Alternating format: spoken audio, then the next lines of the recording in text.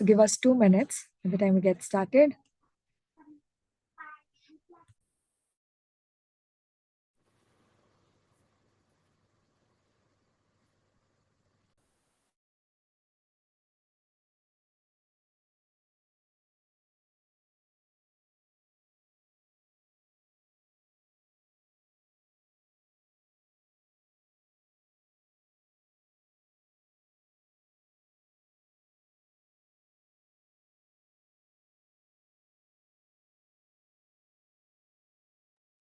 Lovely to see a lot of familiar faces and some new faces, some names as well.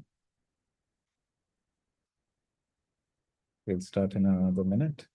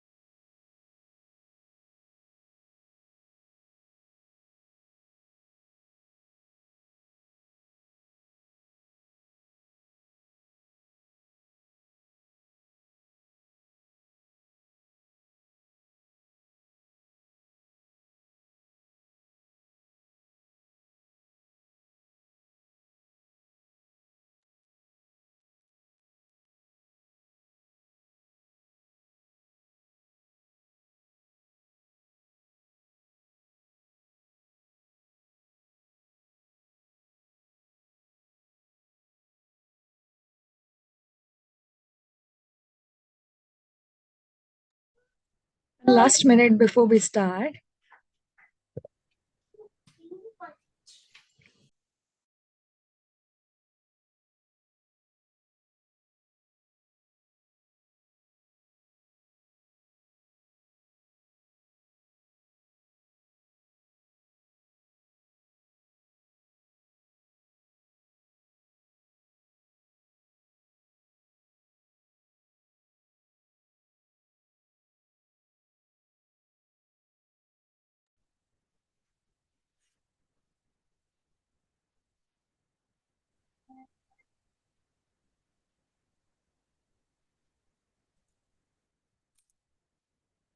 Good morning, afternoon, evening, everyone, depending on which time zone you are in.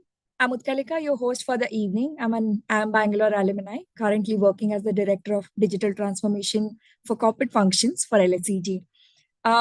So I've already mentioned it. We have a very large audience today, and we're definitely thrilled to have you join us for IIMBueX event on Innovating in the Era of AI.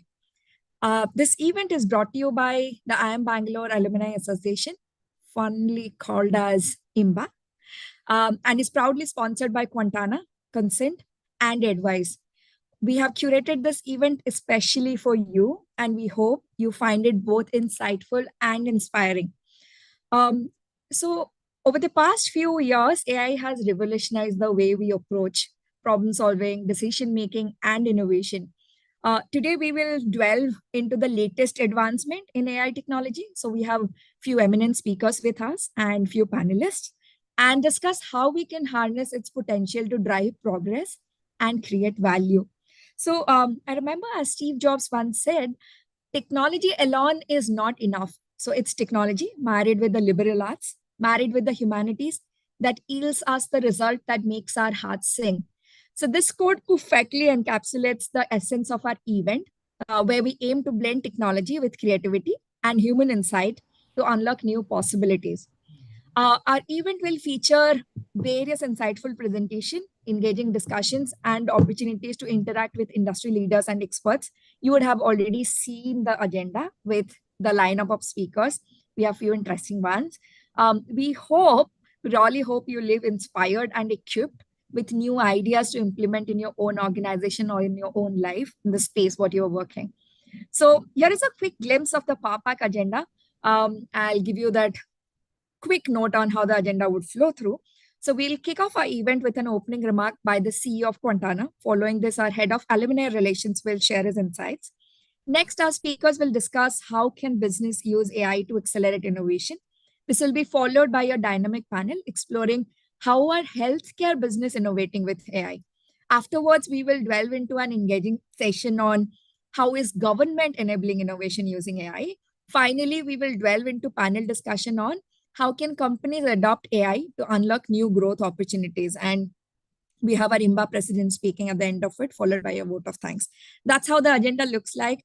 It's a very packed one. So stay tuned for the next 3 hours. So now that you have mapped the topics in your brain, without wasting more time, let's embark on this exciting journey of innovation together. I hope our evening is going to be well spent. On that note, please join me in welcoming my dear friend Vishal Kumar, the convener of IIMBueX and the CEO of Quantana, our technology partner for today, for the opening remarks. Welcome, Vishal. Thank you so much, Utkalika. Good morning, good evening, and good late evening to some of you. It's an absolute privilege to serve as convener of IIMBueX 2024. Now, many years in the making with IIMBue and IIMBueX, and we are delighted to be hosting this year's edition from Hyderabad and across Dubai as well. This year's topic, the Innovating in the Era of AI, is an incredibly timely topic for all of us.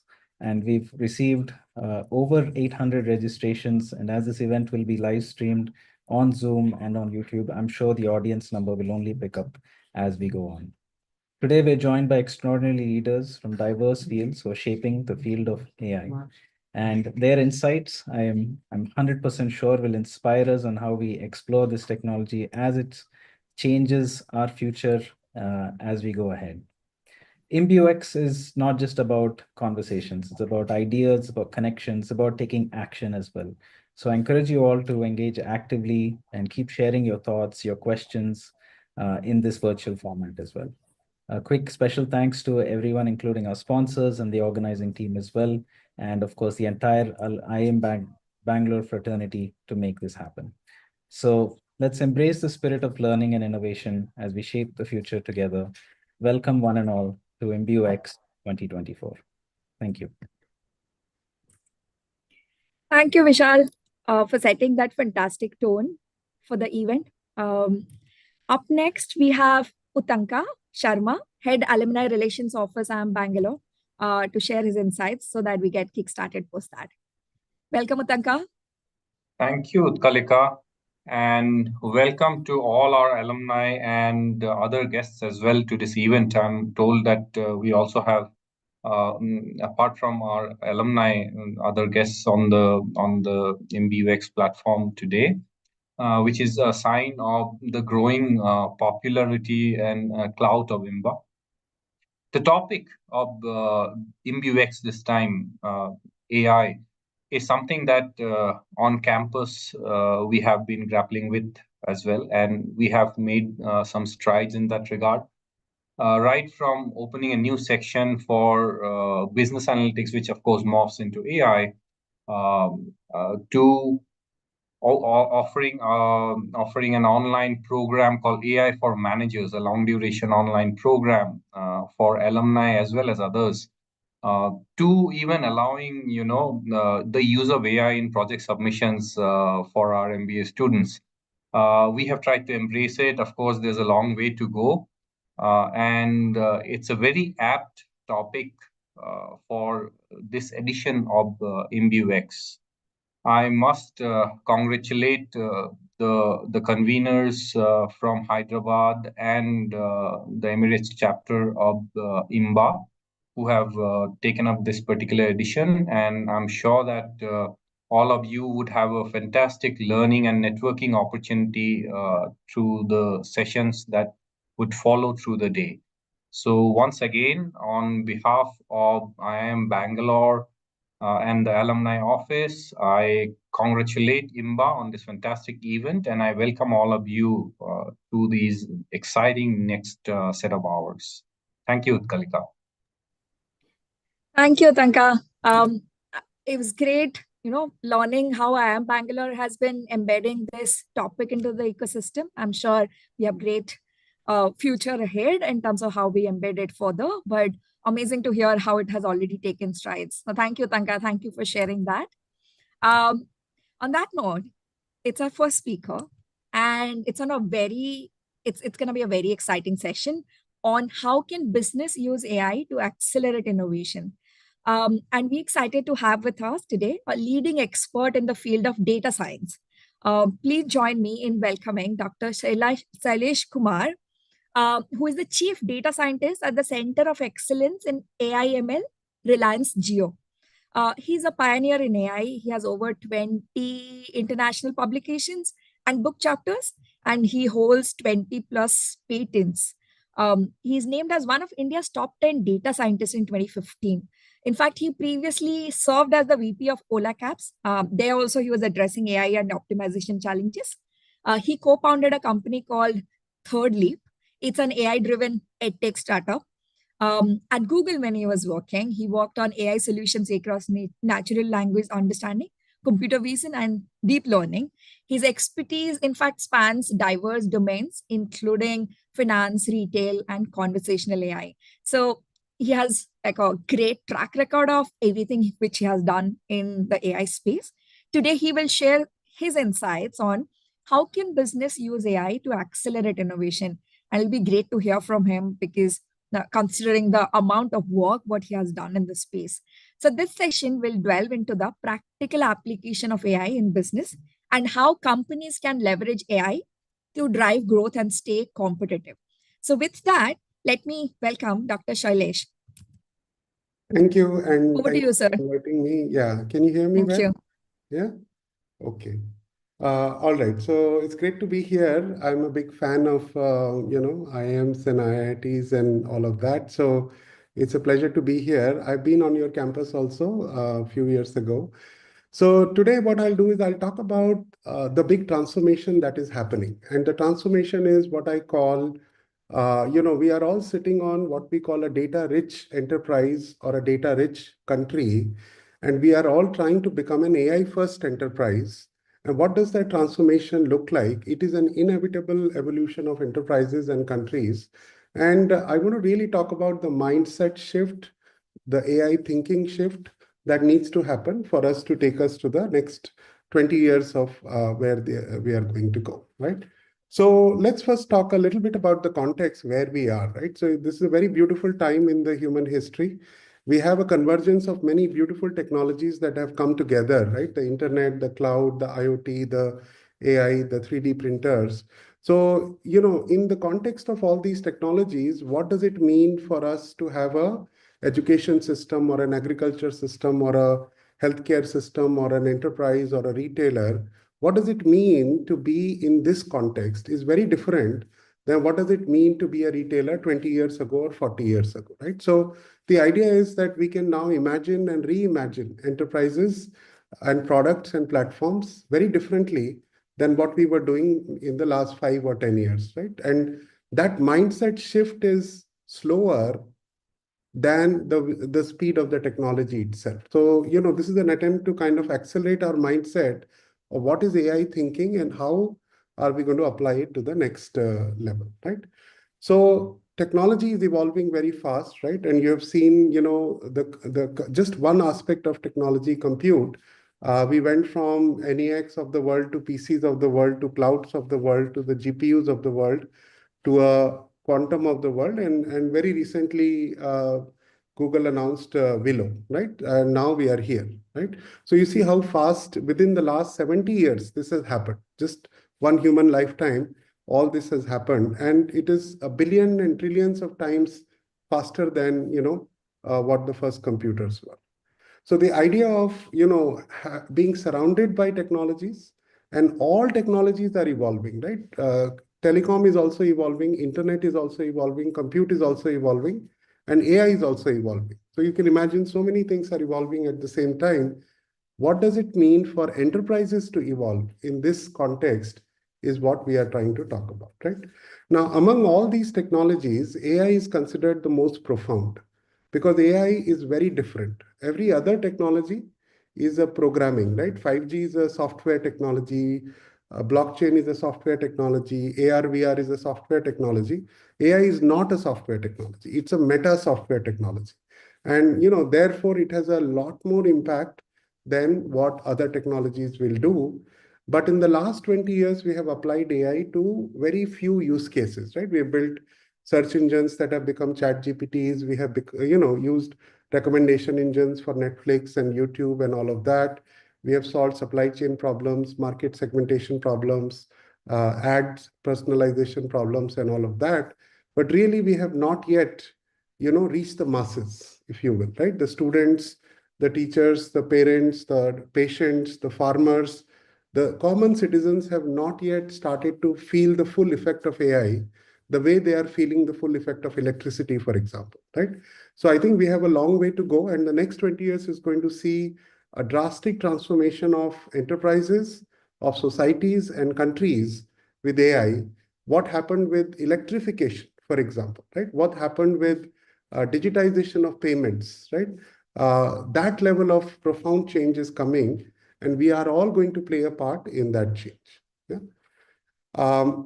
Intelligence itself is evolving, right? So, what is intelligence? The ability to learn from past data patterns, the ability to understand any kind of data. So whether it's a video data or a gene sequence data or an audio in Alexa or a text in the trillions of documents, how do we understand something?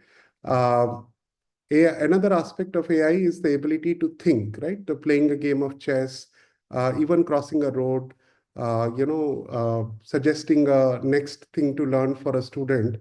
All these are thinking problems. And then, creativity. And this is the era of AI where we have mastered the art of creativity. And this completes the first four stages of AI.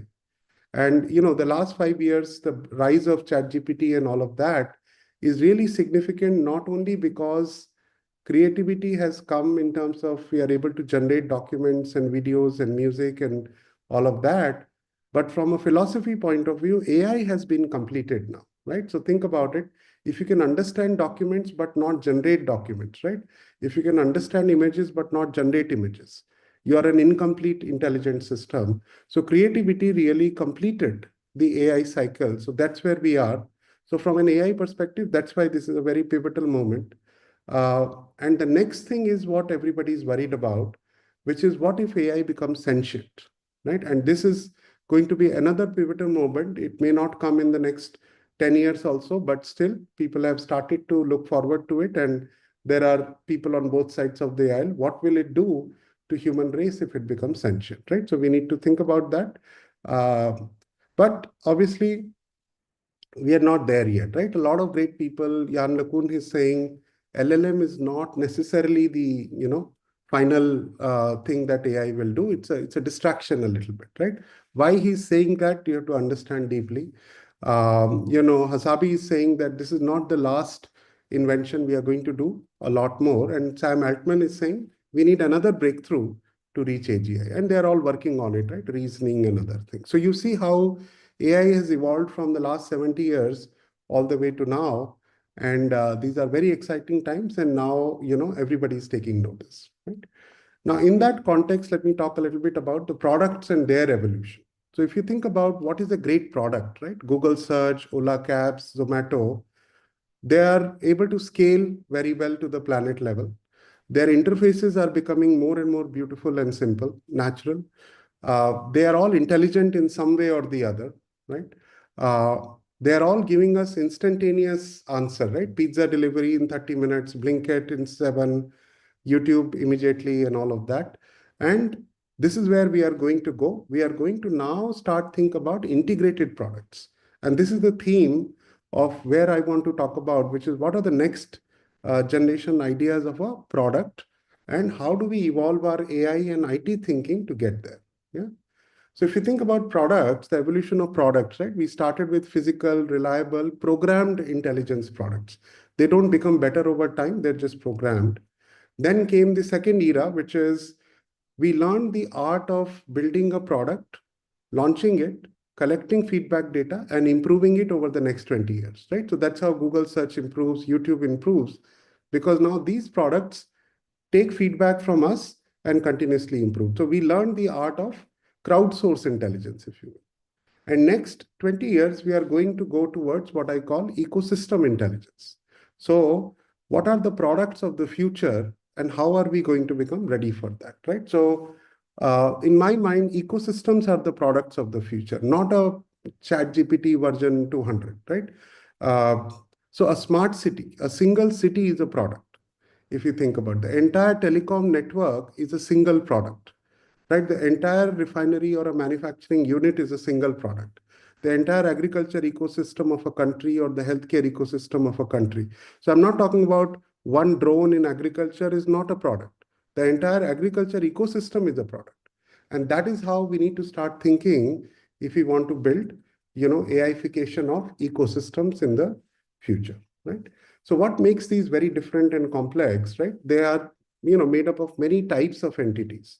So if you think about telecom, there are lots of different types of entities that play a role, and the volume is billions. Type of interactions is very many, right? If you think about retail, all kinds of interactions are happening all the time, very asynchronously. If you think about data, data is not one type of data. It's a wide variety of data in any domain. For example, healthcare. A lot of metrics are at play, right? Customer, operational, business, sustainability.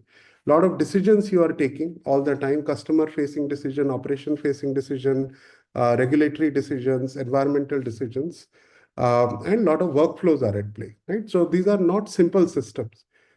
So in my mind, ChatGPT and Google search are very simple systems compared to agriculture, of a country, or airline industry, for example. These are complex ecosystems. So first thing we need to do is to change our mindset of what is the product of the future, right? And then we start thinking about how to grow our other thing.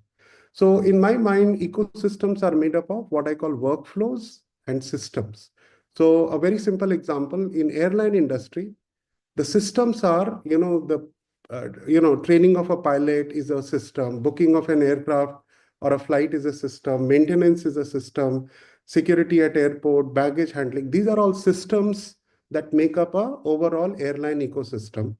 And what is the workflow? Workflow is when a passenger, starts with a booking on one side and goes through all the systems and comes out on the other side is a workflow. So these two terms are very important now. How to divide an ecosystem into horizontal workflows running over vertical systems, right? And that is the mindset. So let's first talk about the workflows, right? So in any business, in any enterprise, in any vertical, there are only so many types of workflows. So first is what I call execution workflows, right? What needs to happen should happen on a SOP basis. Then second type of workflows are exception workflows. Exceptions are happening all the time. Flights are delayed, rain, tower is down, customer has churned. Then expansion workflows. How do you expand your business? Where to expand? What are the new features? What is the next market segment to go after?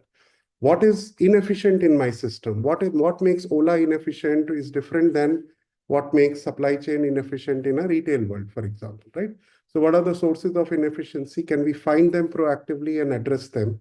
Can we explain everything? Root cause analysis. Why this customer experience is poor?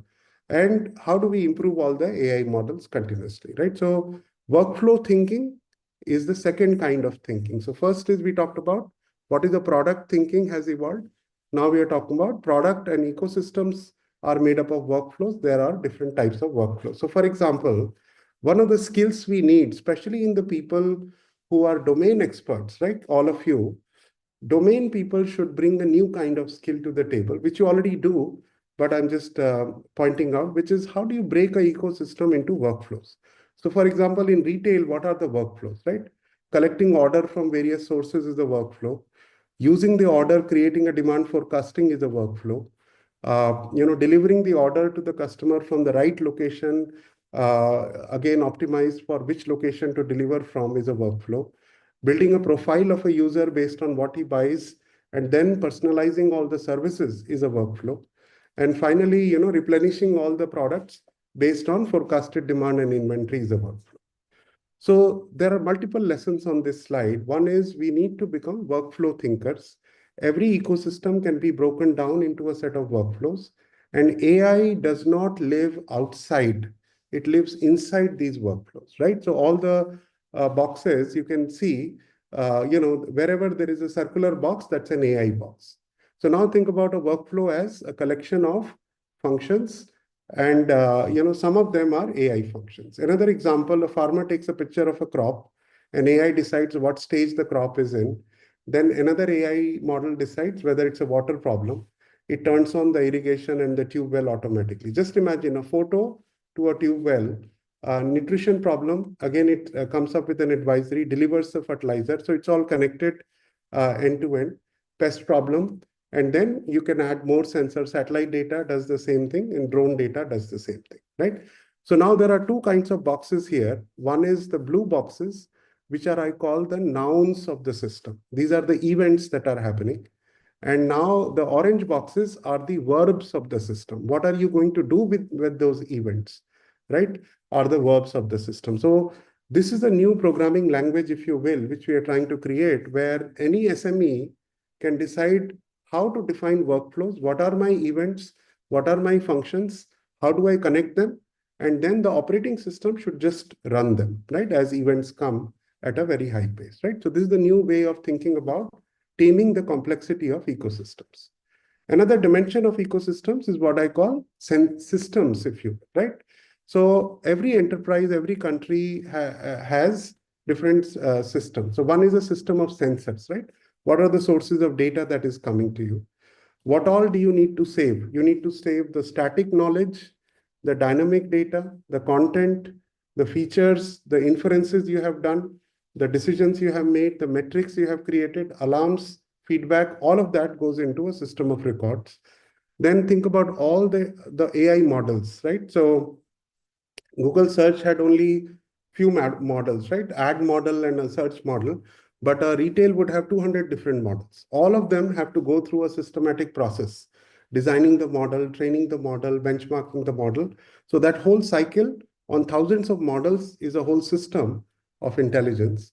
Then a system of interaction, right? So any notification you get, your driver app and your customer app in Ola are two systems of interaction, right? What are the different ways humans are interacting with the ecosystem?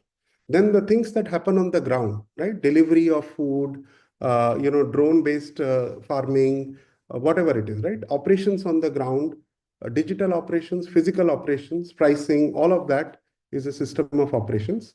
And finally, what is missing today in the mindset is the system of integration, right? Who is going to integrate all these systems so that sensor data coming on one side is producing operational decisions on one side, and everything is running smoothly with intelligence everywhere, right?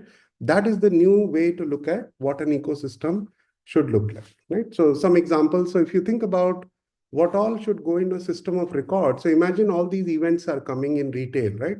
Somebody made a search, there is an event. Somebody ordered something, there is an event. Somebody made a payment, there is an event.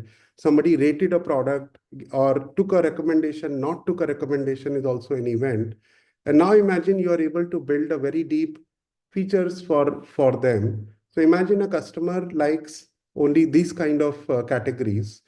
Within the shirt, they like only these brands. And within the shirt, they like this kind of a fit, if you will, right? So now you can start to build understanding of a customer. Per customer, you can do this, right? So this has to be very exhaustive, standardized, and real time. And using that, I'm just using retail as an example throughout. What can you do when customer A comes and says, I want men's shirt? You show something different. When customer B comes and says, I want men's shirt, you show something different. So that is an example of a system of intelligence, right? Personalized search. So we understand sensors and then how all that will work, right? Now, how do we need to change our mindset is the following. Today, these complex systems are run by what I call digital slums, right? Which are made up of Let's buy some CRM product from some company, some dashboard product from some other company. Let's buy some order management system from some other company. So what have we done in our backends? And most CIOs, CXOs, CTOs agree with this. Not only in India, I'm talking about the Wells Fargos of the world and the big banks across Dubai and Singapore.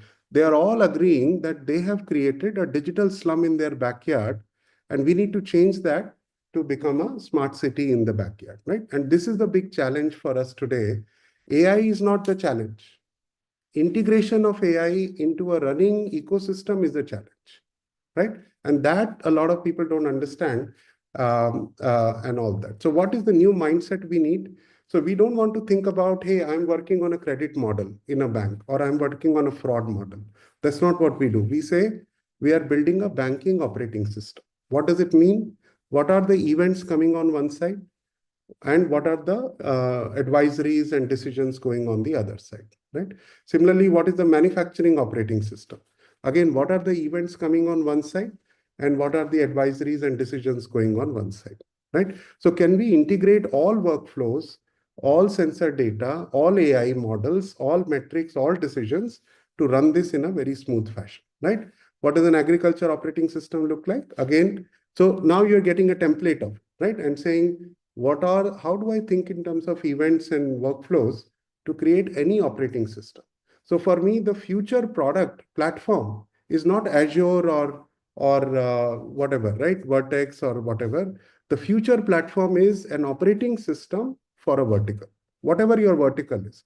And I think this is how we need to raise our thought process, especially senior people should start thinking about not building solutions, point solutions here and there, but thinking about the entire operating system for that vertical. Yeah, that's how countries will evolve. That's how enterprises will evolve. Yeah. So we need to think in terms of three levels, right? What is the core operating system? What is the vertical centric operating system? And how do you attach that vertical centric operating system to each customer or client in that vertical? Because what Amazon and Flipkart and Hamleys are doing is exactly the same thing.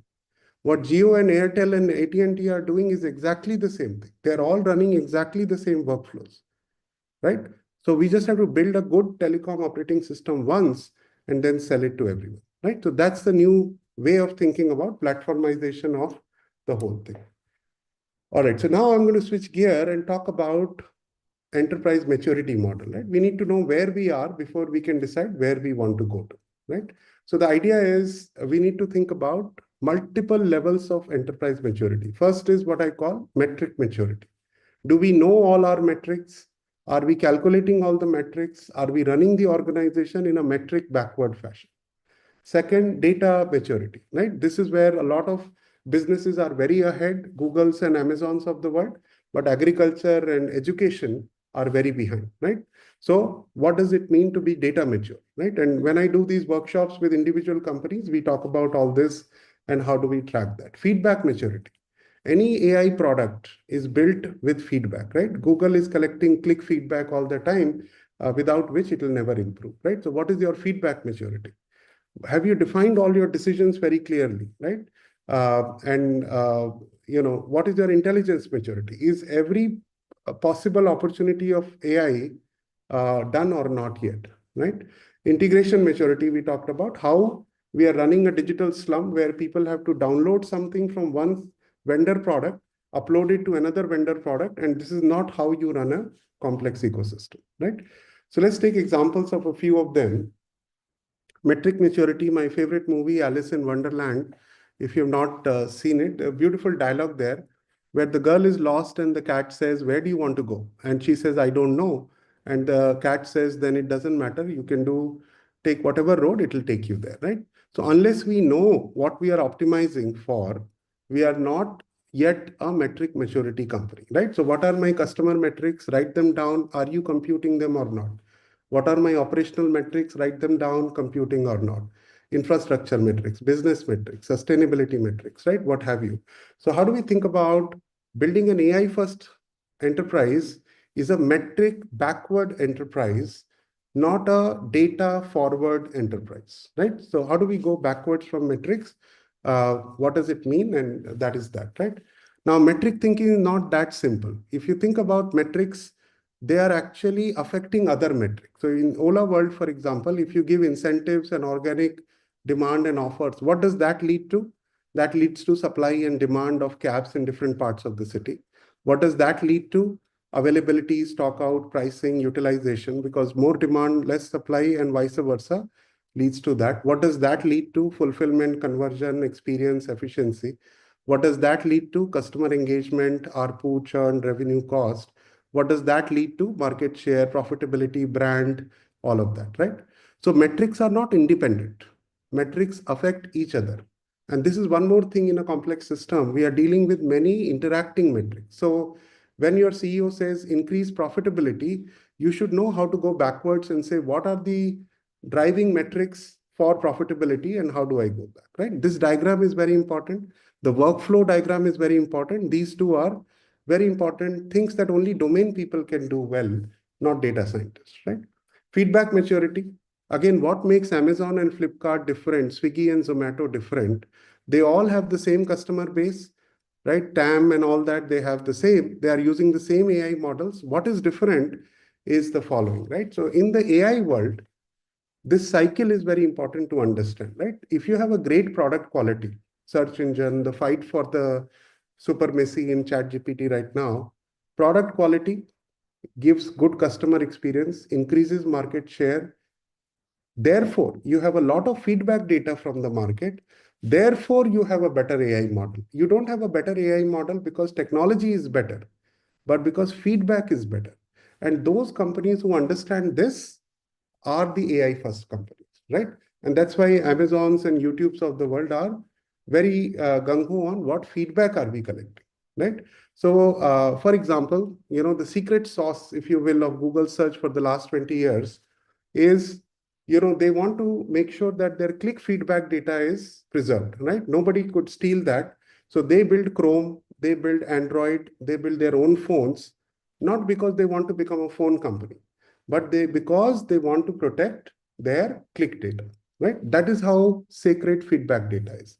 YouTube is again not predicting click-through rate, but percentage watched. And as soon as you change the metric and you measure it, you are able to improve your thing, right? Amazon collects every bit of information, relationship between every interaction of every customer with every product, right? What did you buy? What did you return? What did you review?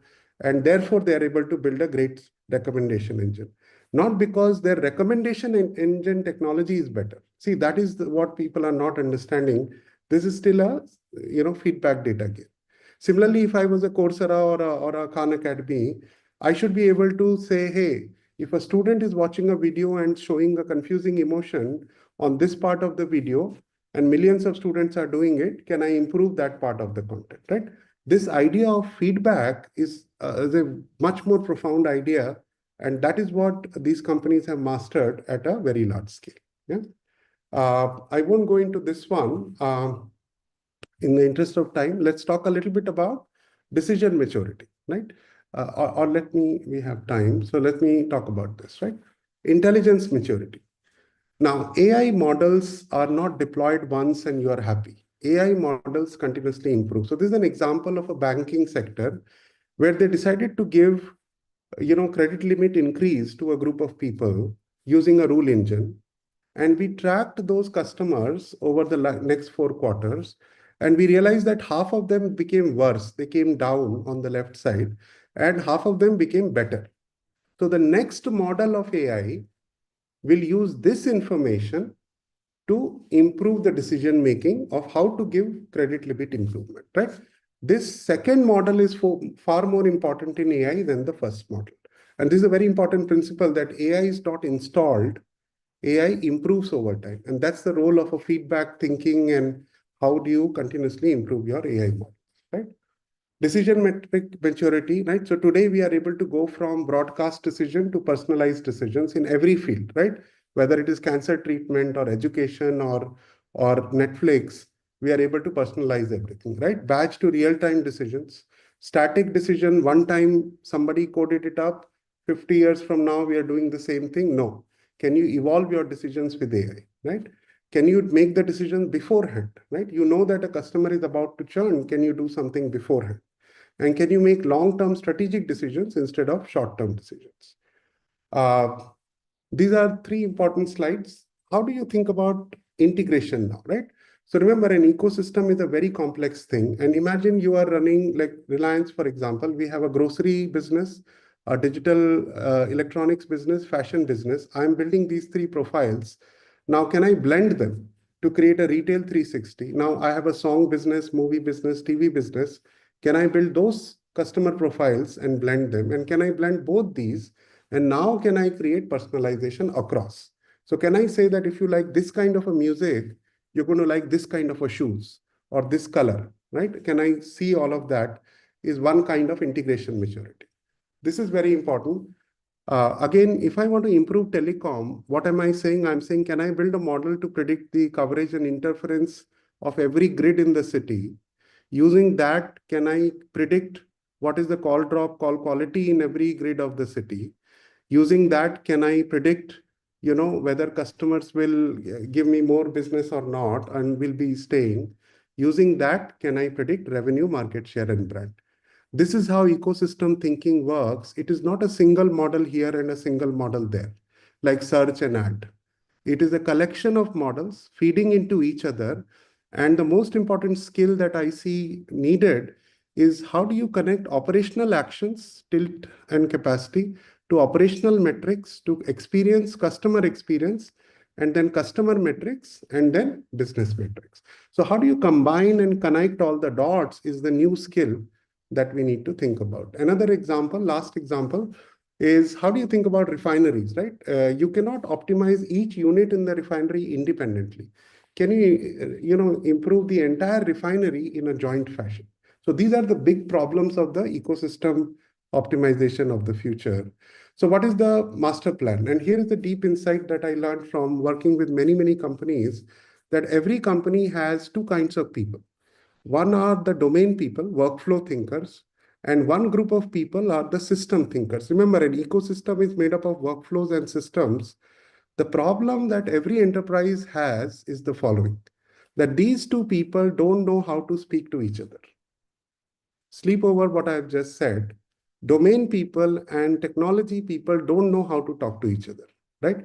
And therefore, what we need is this kind of an intervention where we say, hey, these people will help me create workflow design document, and I'll feed that into system thinkers, and they'll help me create a system design. This is how operating systems in any vertical are going to evolve, right? So last slide. What does your technology journey look like? Companies evolved from manual to digitized. Digitized doesn't mean automated, and automated doesn't mean intelligent, and intelligent doesn't mean integrated. So this is the technology journey. Workflow journey, we talked about metrics backwards and then think about data.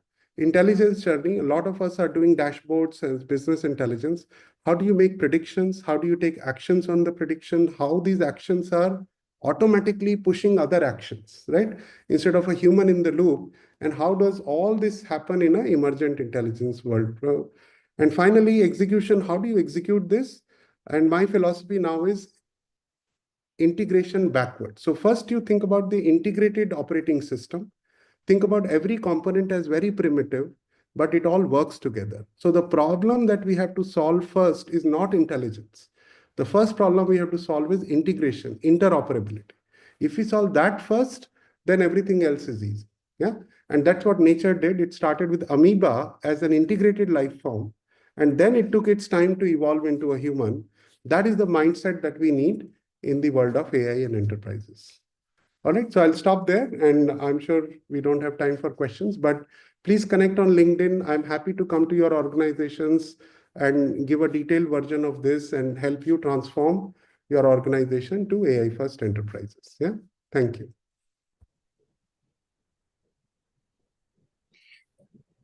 Thank you, Dr. Shailesh. I know we don't have a lot of time, but there are quite a lot of questions which people have asked. Maybe if I can take one question out of everything, and then we'll figure out how to respond to everybody else who have asked. One question is, Amazon, Meta, Google's of the world are going to be full-fledged bank in coming days. how do you see ecosystems OS marrying? That is e-commerce and banking ecosystem OS. How do you see them marrying? Yes, very The good question. question. And that is exactly going to happen, right? So retail and banking are connected, and somehow all that is connected to payments, and that is connected to economy also, right? So in the future, Mr. Ambani calls it the digital life. The digital life, if you will, is made up of broken verticals right now, right? Retail is separate, music is separate, retail is separate, all these verticals, banking is separate, but they will all come together into a digital life because we are an integrated whole. We need all of them. So if you think about the super apps of the future, right? In your app, you should be able to say, transfer money to X. I am hungry, get me food. I need to study Pythagoras theorem. Anything you should be able to say, it should be able to connect to the right ecosystem and give you what you need. And these ecosystems will also be talking to each other, right? So that is the future. But first, we have to master what we can do within an ecosystem and then what we can do across ecosystems. But the operating system philosophy is the same. Everything is events and functions only. So it's very easy to connect across ecosystems. Yeah. Thank you. Thank you for that enlightening talk on mindset shift in terms of thinking AI and how enterprises should evolve around that. Your insights on AI as a meta software technology and the new ways of taming the complexity of ecosystem through workflows, especially, they're truly eye-opening. So your expertise and engaging presentation, Dr. Shailesh, provided us, provided us with a deeper understanding of the transformative potential, I would say. Obviously, your examples, Alice in the Wonderland definitely is my favorite. I'll take that with me. And the practical insights were particularly valuable. So I'm confident that we'll take this knowledge ahead and will significantly benefit us. Thank you. Thank you, Doctor. Thank you. Thank you. Okay. Up next, in fact, we have two dynamic panels today. And the first panel, which is lined up for now. So we are moving on to the first exciting panel discussion. So that's on how our healthcare business innovating with AI. As we know, AI will revolutionize the way we live. In fact, Dr. Shailesh has spoken about it a lot to set the context as well, including our healthcare system. So that's why we are backing the UK's fantastic innovators to save lives by boosting the front line of our NHS and tracking the major health challenges of our time. So, this panel will feature industry leaders who will share their experiences and insights on how AI is being used to drive innovation in the healthcare sector. So, we have Swadeep Singh, he's an IIM Bangalore alumni, as the moderator for the panel. Swadeep is currently the CTO of Consent and founder CEO of Advice. Both of them have sponsored this event. So, thank you, Swadeep, for doing that through the company. Please join me in welcoming our esteemed panelists and the moderator, Swadeep. Let's give them a warm round of applause as they take the stage. Over to you, Swadeep. Thank you, Utlika. Thank you for your introduction. So, good evening, everyone, and good morning to people who are joining from various parts of the world. As we welcome you to the exciting session on how healthcare businesses are innovating with AI. One of the things which excites me the most while working for the last 12 years in healthcare is healthcare brings a lot of purpose in how you transform people's life. Healthcare holds one of the greatest meaning and purpose in life. It touches every one of us deeply, shaping not only just as an individual well-being, but also future of the society. With the explosion of data and technological advances, even the variety of data which holds in healthcare, we stand at a transformational crossroads. Today, we are seeing giants like Apple's and Google's employing more doctors than ever before, blending medical expertise with cutting edge AI to redefine possibilities in healthcare. This convergence creates extraordinary opportunity, not just to improve patient experience, patient care, but also empower businesses to solve industry's most pressing problem, which is how do we improve quality of life. To delve deeper into the fascinating interaction of healthcare and AI, it is my privilege to introduce our esteemed panel of experts who bring unique insights into how innovation is driving meaningful impact across the sector. Let's explore how data and technology are reshaping our future. With this, let us welcome our panelist, Dilip Mangsuli sir. Hello.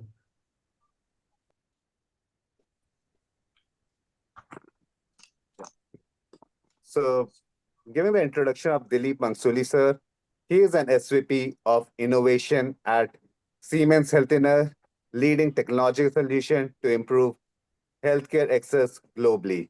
With 35 years of experience, he has built and led global engineering teams, launching innovative products, and holds 3+ US patents.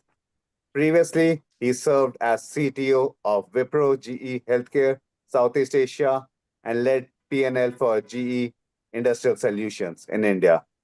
Dilip is passionate about technology, innovation, and transformation across organization and healthcare.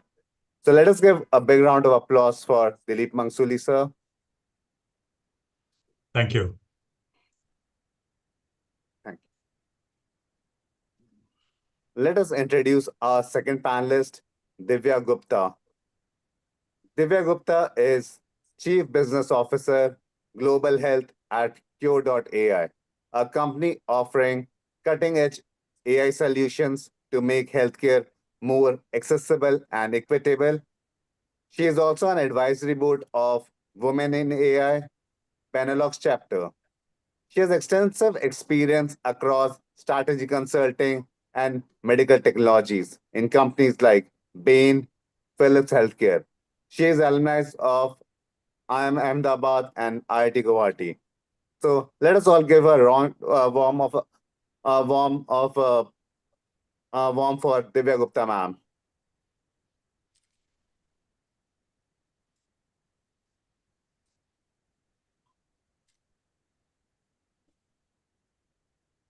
Let us move forward for our third panelist, Rajamanar sir. He is a global business leader with 30 years of experience across industry like financial sectors, healthcare, payments, and consumer goods. He brings a unique expertise in how do we transform healthcare financing. As a Mastercard's Global Chief Marketing and Communication Officer and founding president of its healthcare division, he has driven business transformation, managed large P&L, and elevated Mastercard to a global top brand across innovative marketing. Authoring some of the best-selling quantum marketing, he is prominent voice in marketing, serving as president of World Federation of Advertisement, holding board roles at Associates of National Advertiser, the Ad Councils, and others. Let us give a round of applause for Rajamanar sir. Thank you very much. Last but not the least, our panelist, Srinivas Iyengar. He is having 25 years of global experience in healthcare and technology, a visionary in digital health and future of healthcare. He leads healthcare and life science vertical at Happiest Mind, driving innovation and business growth. Srinivas has collaborated with Scan Research to address neurodegenerative diseases, overseas technology for happiest health, focusing on preventive and personalized care. As an adjunct professor at Dayanand Sagar University, he teaches AI and digital enterprise, inspiring future leader in healthcare and technology. Let's welcome Srinivas Iyengar, sir. Hello, everyone, and my gratitude to Swadeep, IIMB, and also sponsors for the opportunity. Thank you. Thank you, Srinivas, sir. So with this, let's move to our round table. So to start with, like for the table, what we would like to understand is, as the future of AI in healthcare is centered around delivering personalized data-driven case studies, while significant strides has been made in early stage of realizing AI transformation in healthcare, we would like to understand what is your future outlook on impact of AI in healthcare. What is our current status in AI journey?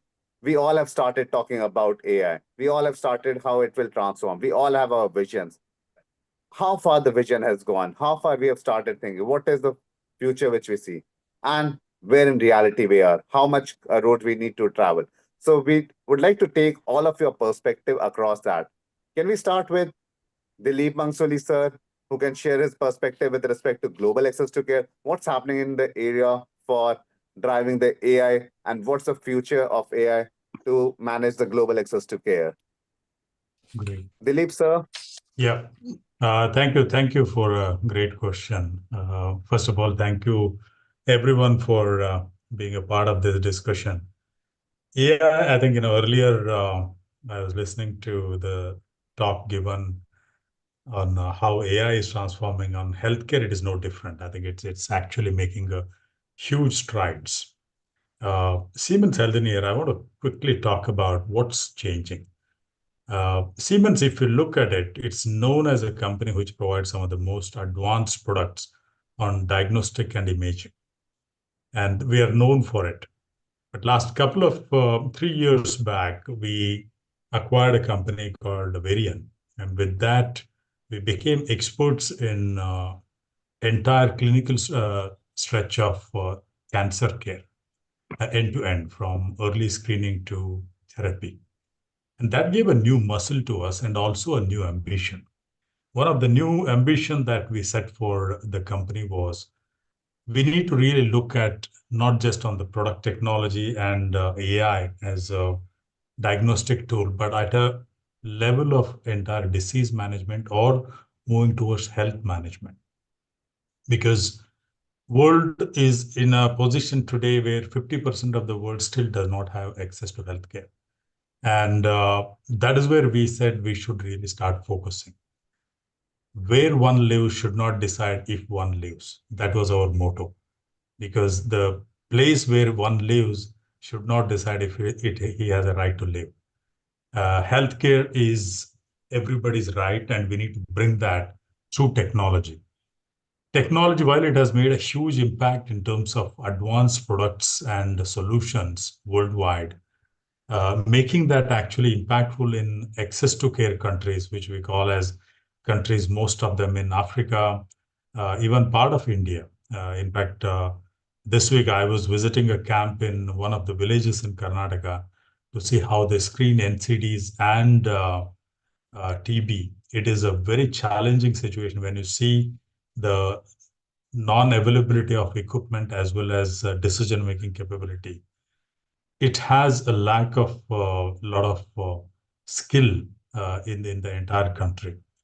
We are expecting that by the year 2030, there'll be nearly 10 to 18 millions of skill shortage across the world. Now, how do you bridge it? This is where we are trying to bring technology, AI into play. To give you one example, it is not just about these countries which do not have the access to these skills, but also the countries which have access to skill, they do not have enough capacity to manage it. UK, for example, when a radiographer takes a CT scan or image, for that image to be understood and report to be created, it takes anywhere between 2 to 3 months. By that, it can be too late for some of the patients. Now, here is where we are trying to bring in AI into play, which can actually meet the challenges of the developed countries as well as developing countries. In most of the countries in Africa, for over 100,000 people, you have 0.2 radiologists. That means it's going to be very challenging. So we are building technology which will help one making decisions on diagnostic side with AI from anywhere in the world. Second, what we are trying to look at is how do you bring partnerships? It's not just about technology, it's also about partnerships in AI, as well as in bringing in non-government organizations like NGOs, bringing in government partnerships, bringing in United Nations, and these will really improve and impact the overall health of the nation. One example I can give you about is TB. I know Divya can also talk a little bit about it later. TB is one disease which is actually impacting the world wide much, much bigger than anyone imagines.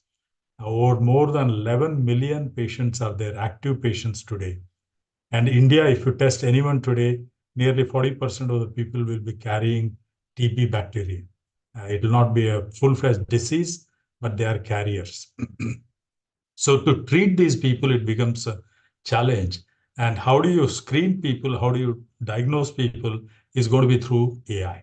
It's going to be through portable technologies, which will bring technology to masses rather than masses to hospitals. It is very difficult to bring masses to hospitals, but taking like people like ASHA workers who can carry the technology to the nooks and corners of the country and bring the diagnostic technologies which will make possible for make country a healthy country. And that's where we are focusing on as a company. What we want to do is next several years, we want to focus on these countries and build technology that will transform the healthcare in all these countries using AI.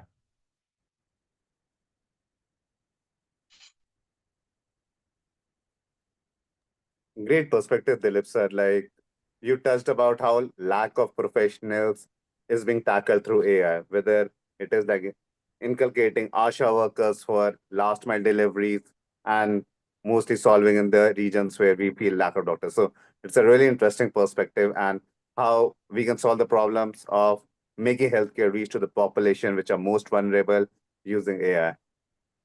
With this, can we move to Mr. Raja Raman, sir, to know about his perspective on how do he sees AI transforming future of healthcare financing?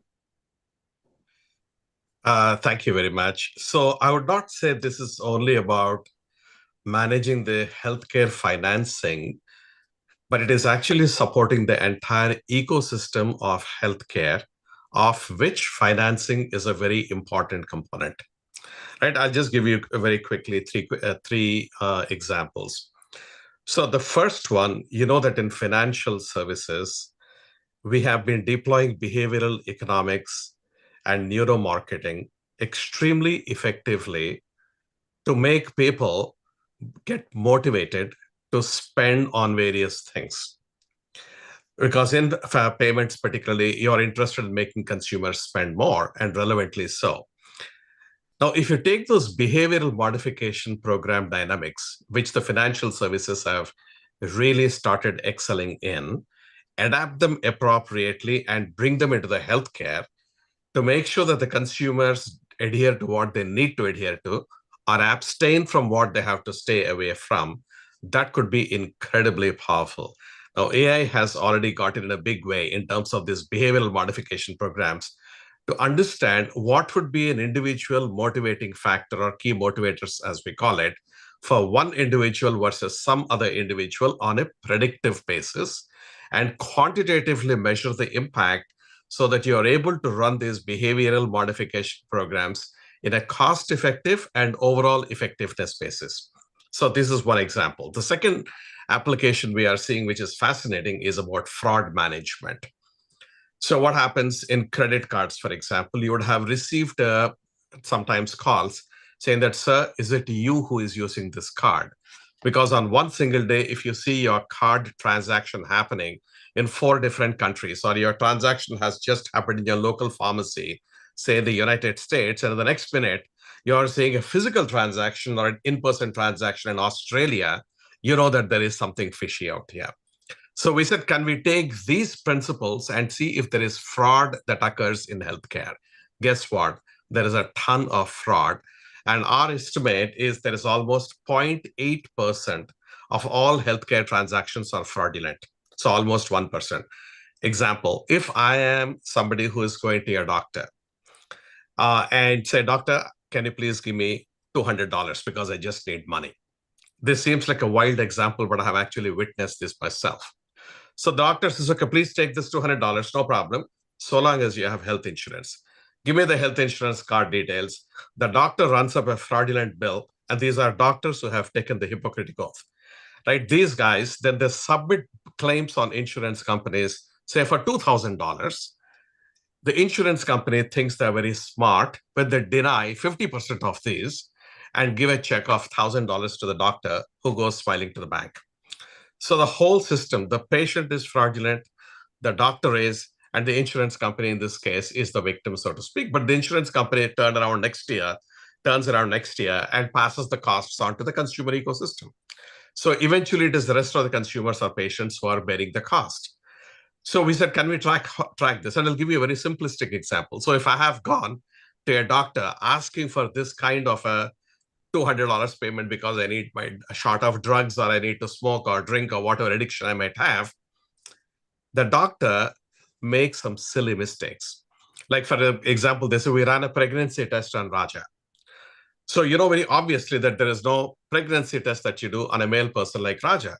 Now, this is a simplistic example, but when you look at the medical condition and the history of this individual, and if the doctor puts in the claim that he or she has done these following tests or done these prescriptions, they make incredibly easy to catch errors. So we are, for example, advising the CMS, which is the Center for Medicare and Medicaid, Advanced Analytics Division, to be able to catch the fraud. Same thing, we are providing these services to the health insurance companies. AI plays an incredible role in this. And the last one I would like to give as an example is in terms of the healthcare payments, right? Both at an individual level as also at the population health level, which is for the entire community. How do you actually manage the costs down to be able to make it an affordable healthcare system? Now, again, I'm sorry for giving a US example, because this is where a vast number of our live cases have been successfully tested and we are commercial fully. So in this example, what happens is like typically the second largest, if not the largest, item in the expert budgets for many of the governments is healthcare. And 80% of all individual personal bankruptcies happen because of medical conditions and situations. So the financing aspect of the lack of it is extremely critical for an individual, which in turn depends on a whole bunch of other factors. And for the governments, this can make or break the budget of the government too. Now, in terms of able to bring down duplicative costs, inefficiencies in the whole healthcare ecosystem by way of money movement, and able to reconcile, because many of the payments are made because people are not able to reconcile. The government is not able to reconcile whether they have already made a payment to the hospital or not. The hospital keeps on resubmitting the bills because they have not been able to reconcile what they have been able to pay in the past, etc. It's like almost a holy mess. Now, what we are doing is, this is not a very simple Excel-based solution that can actually resolve this. You need deep insights to understand the past patterns and predict future patterns and catch any variations and aberrations happening in real time. And that's what AI is helping us quite a lot to do. And these are all now commercial solutions that I'm talking about, not theoretical or conceptual solutions. Great, Raja, sir. So your perspective on how to drive behavioral change, how to drive affordability, and also how to drive managed risk. These are like three great perspectives on how the AI is changing healthcare. With this, can we move to Divya Gupta to give her perspective on the future of AI in the healthcare? Sure. Thank you firstly for hosting this panel. I think it's a very varied panel in healthcare. Like Philippe, spoke about, where you are born or where you live should not impact the access of that you have to healthcare. It is not the reality of the world we live in. Most of the people who are on the call today are very privileged. We are very privileged to know that if we fall ill, we have access to healthcare. And that is not the case for most of the world. And this is not a problem only in Africa or in Asia. It is also something in, if you are in a very remote place in the US and you have a stroke, you may not have access to a neuroradiologist. So you are in a very, very developed country, but access to healthcare professionals, access to healthcare expertise is still not uniform, is still not accessible. The nature of the use case changes, the nature of the problem changes. I'm leading a business called Global Health at Cure AI, and Cure is providing AI solutions for driving equitable access of healthcare. We are present in about 90 countries, impacting about 25 million people, with an ambition to impact almost a billion in the future. And the three disease areas that we currently see the most traction or impact in is, as mentioned before, one is tuberculosis. It's a disease which doesn't get talked about a lot, but is killing more people than HIV does. And that's just to put it in perspective. The second is lung cancer. Again, a disease which, if caught on time, you can actually have a healthy life. You can live for more than 10 years. But if you are caught in stage 3 or 4, then mortality is almost certain in a matter of months or years. So again, here that aspect of when you get diagnosed is really, really critical between life and death. And then, of course, stroke, where it is, in these three diseases, it's almost like the magnanimity changes from years to months to minutes. Because in stroke, if you can determine what the kind of treatment is in a matter of minutes, it's a matter of, again, life and death or the quality of life that the person leads. And in each of these three use cases, amongst many, many others, AI has already shown to be useful and impactful, right? This is not something which is in a lab. This is not something which is in a pilot, which is a question we get asked very often. I think the first speaker very articulately mentioned how AI is just as good as the ecosystem or the workflow it gets consumed in. And that's really the case also in healthcare. Healthcare users have a very fragmented workflow depending on again the country that we are in. And Cure works very, very clearly, and all AI companies work clearly, such that the doctors are able to consume the AI results. The best solution is when you don't know that you are using AI, right? Because it's so seamlessly integrated into your ecosystem. I was in Nigeria last week. It's a population of 220 million people, and they have about 250 radiologists. So that itself, I think, shows you that there is absolutely the stark gap of quality care is so high already, and with the population and the aging population increases, it's only going to increase. With AI, we have the potential of actually bridging that gap, that talent gap. Tuberculosis, again, is an example where the World Health Organization has actually taken a very, very landmark move a few years ago of saying that AI can be used in place of a physician to be able to screen tuberculosis. This is a very bold statement made by the WHO, and this was done a few years ago. And this was purely because there was such a stark need of diagnosing patients where no medical professional existed, right? And with that, we are seeing a significant improvement in the kind of national programs, right? These are not one hospital or 10 hospitals. This is like 400 hospitals across Nigeria, or a whole country scaling up on a particular disease area. The fact is that AI is very often spoken about in healthcare in certain diseases, but it's actually an infrastructure. So if you're looking at an image like there are 3 billion X-rays done, the same image gives you signs of so many different diseases. So you might be looking for tuberculosis, but you will also find lung cancer.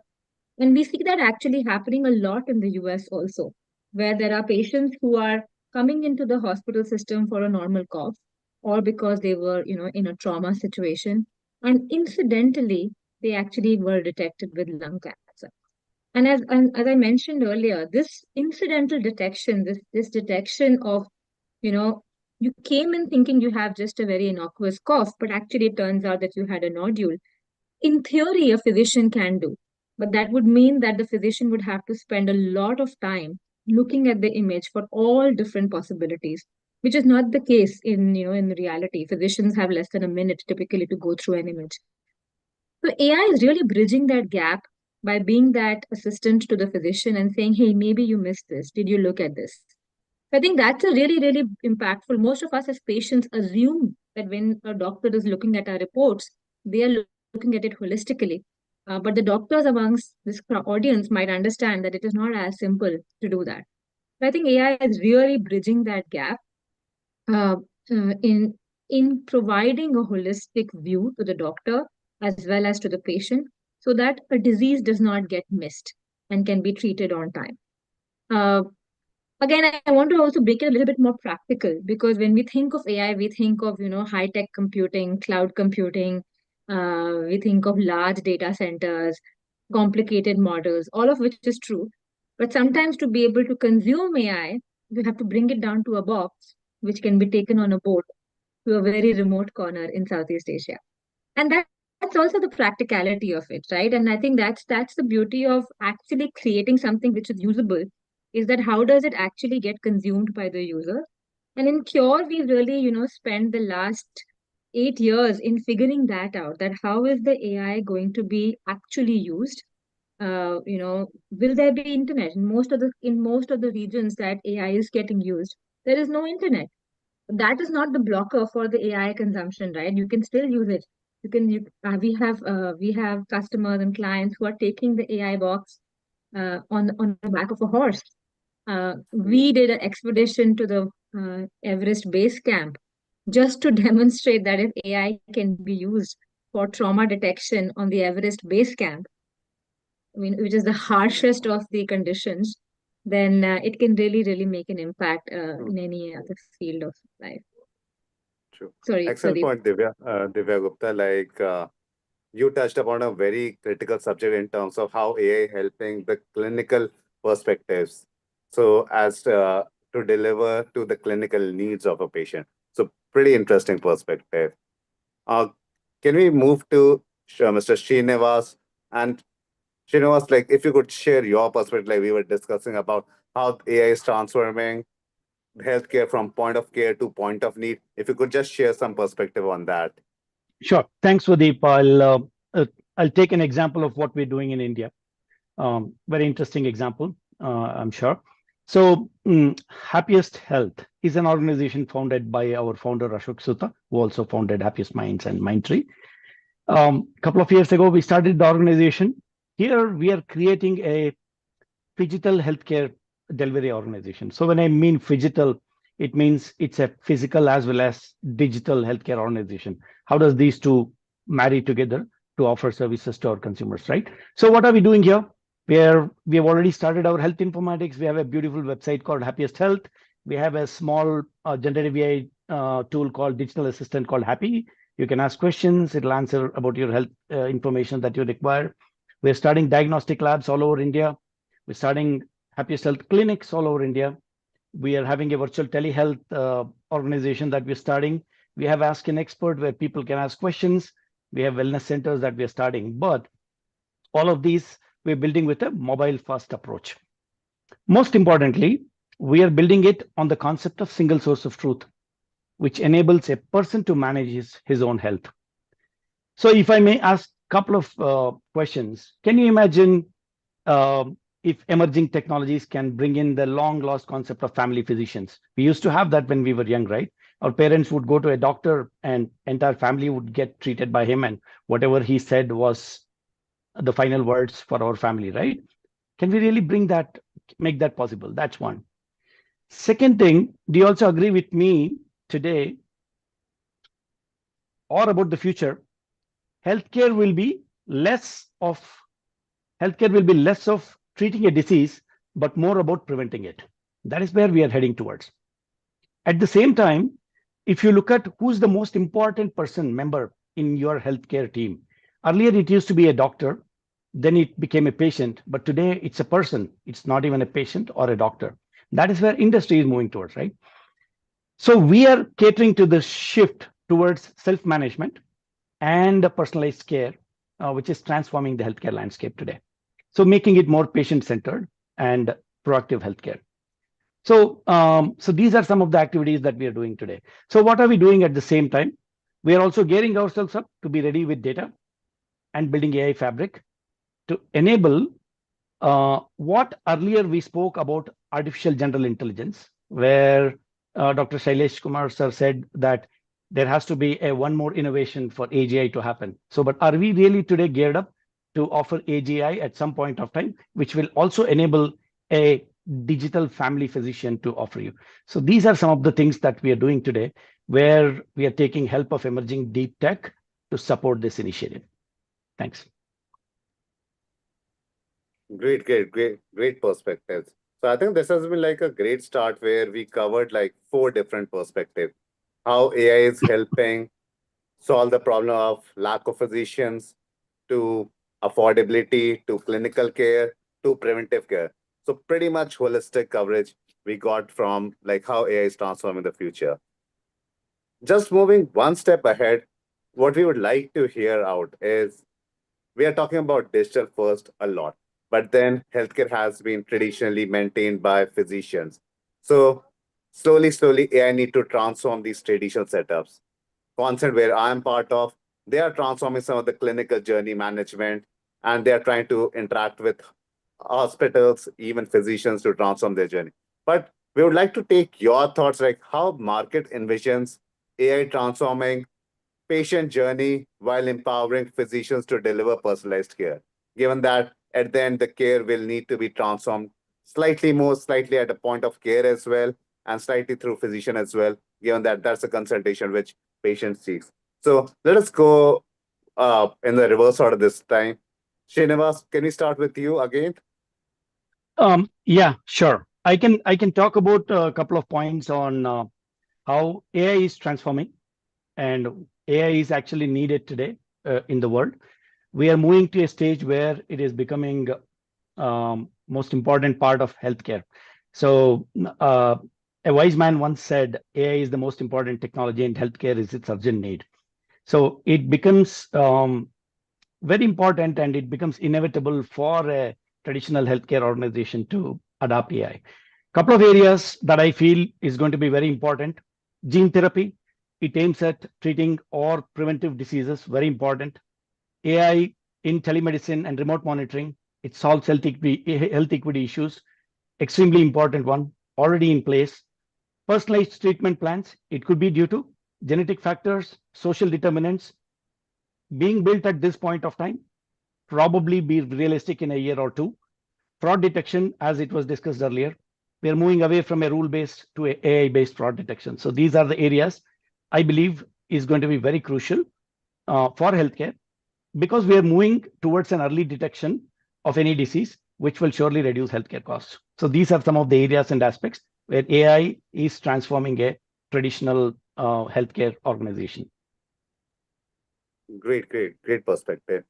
Divya, can we get your perspective, given that you have been touching clinical very strongly, and you would have those perspectives of how physicians, especially of traditional setups, have the both acceptances and even the resistances part of it, and how you've overcome that challenges. Look, I've seen the nature of questions change in the last 6 years. So actually now the questions are, it used to be, does AI even work? Right? And that was more clinical, that, what is the sensitivity? Is it as good as a physician? What I see the questions has dramatically changed. The questions are now, okay, uh, what is the financial return on investment? How will this integrate into the workflow? So the question has changed from the why, or should we adopt AI, to how can we adopt AI? It, this is still resistant steps, but I see that as a positive change. And I think that that means that it is clear to most physicians. And when I say physicians, I mean this across geographies, right? In UK, in the NHS, or the US, or a developing country in Africa or Asia. I think there is a clear acceptance and an understanding that a doctor who uses AI is better than a doctor who doesn't use AI, right? It's not about replacing a doctor. The emphasis now, in my perspective, is demonstrating to systems, whether it's an insurance company, whether it's a country health minister, or a private hospital, on the financial business case, because whatever we do, patient good is prime and most important, but at the end of the day, they also have to look at it as an investment. So the more and more, impact evidence that we can get, both in terms of patient benefit as well as financial metrics, in my personal view, that is what will take AI adoption to the next level in healthcare. Nice. Like one thing which I heard is AI with doctors with AI more proficient than AI without doctors without AI. So it's not about replacing; it is about empowering. Great perspective. Rajesh sir, can we have your perspectives as well? Like, hey, well, you try to interact with the traditional setups. How do you face those challenges, and how those transformations take place?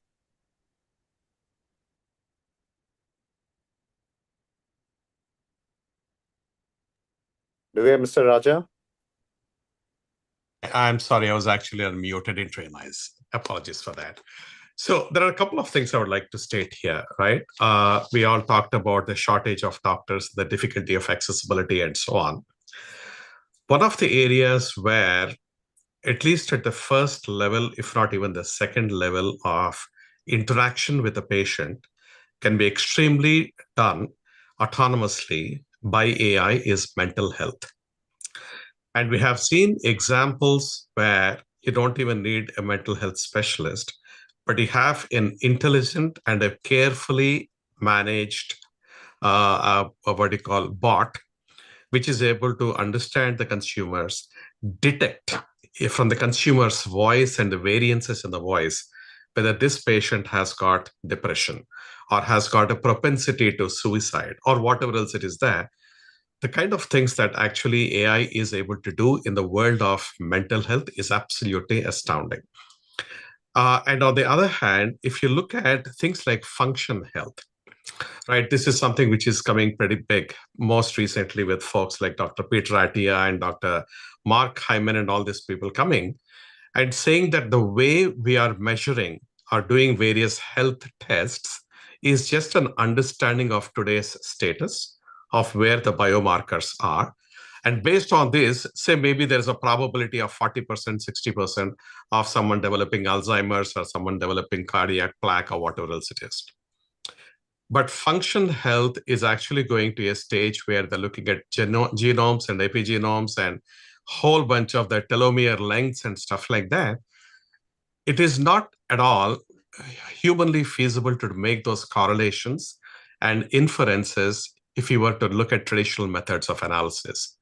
AI is helping in this case quite extraordinarily. This is on one side. Now, the last I would say is that the patient journey, so long as the patient is not abusing, the patient can actually be a much more intelligent patient who also owns the outcomes along with the doctor, not just delegate his or her outcomes to the doctor and look at it as a doctor's responsibility, but they own it themselves.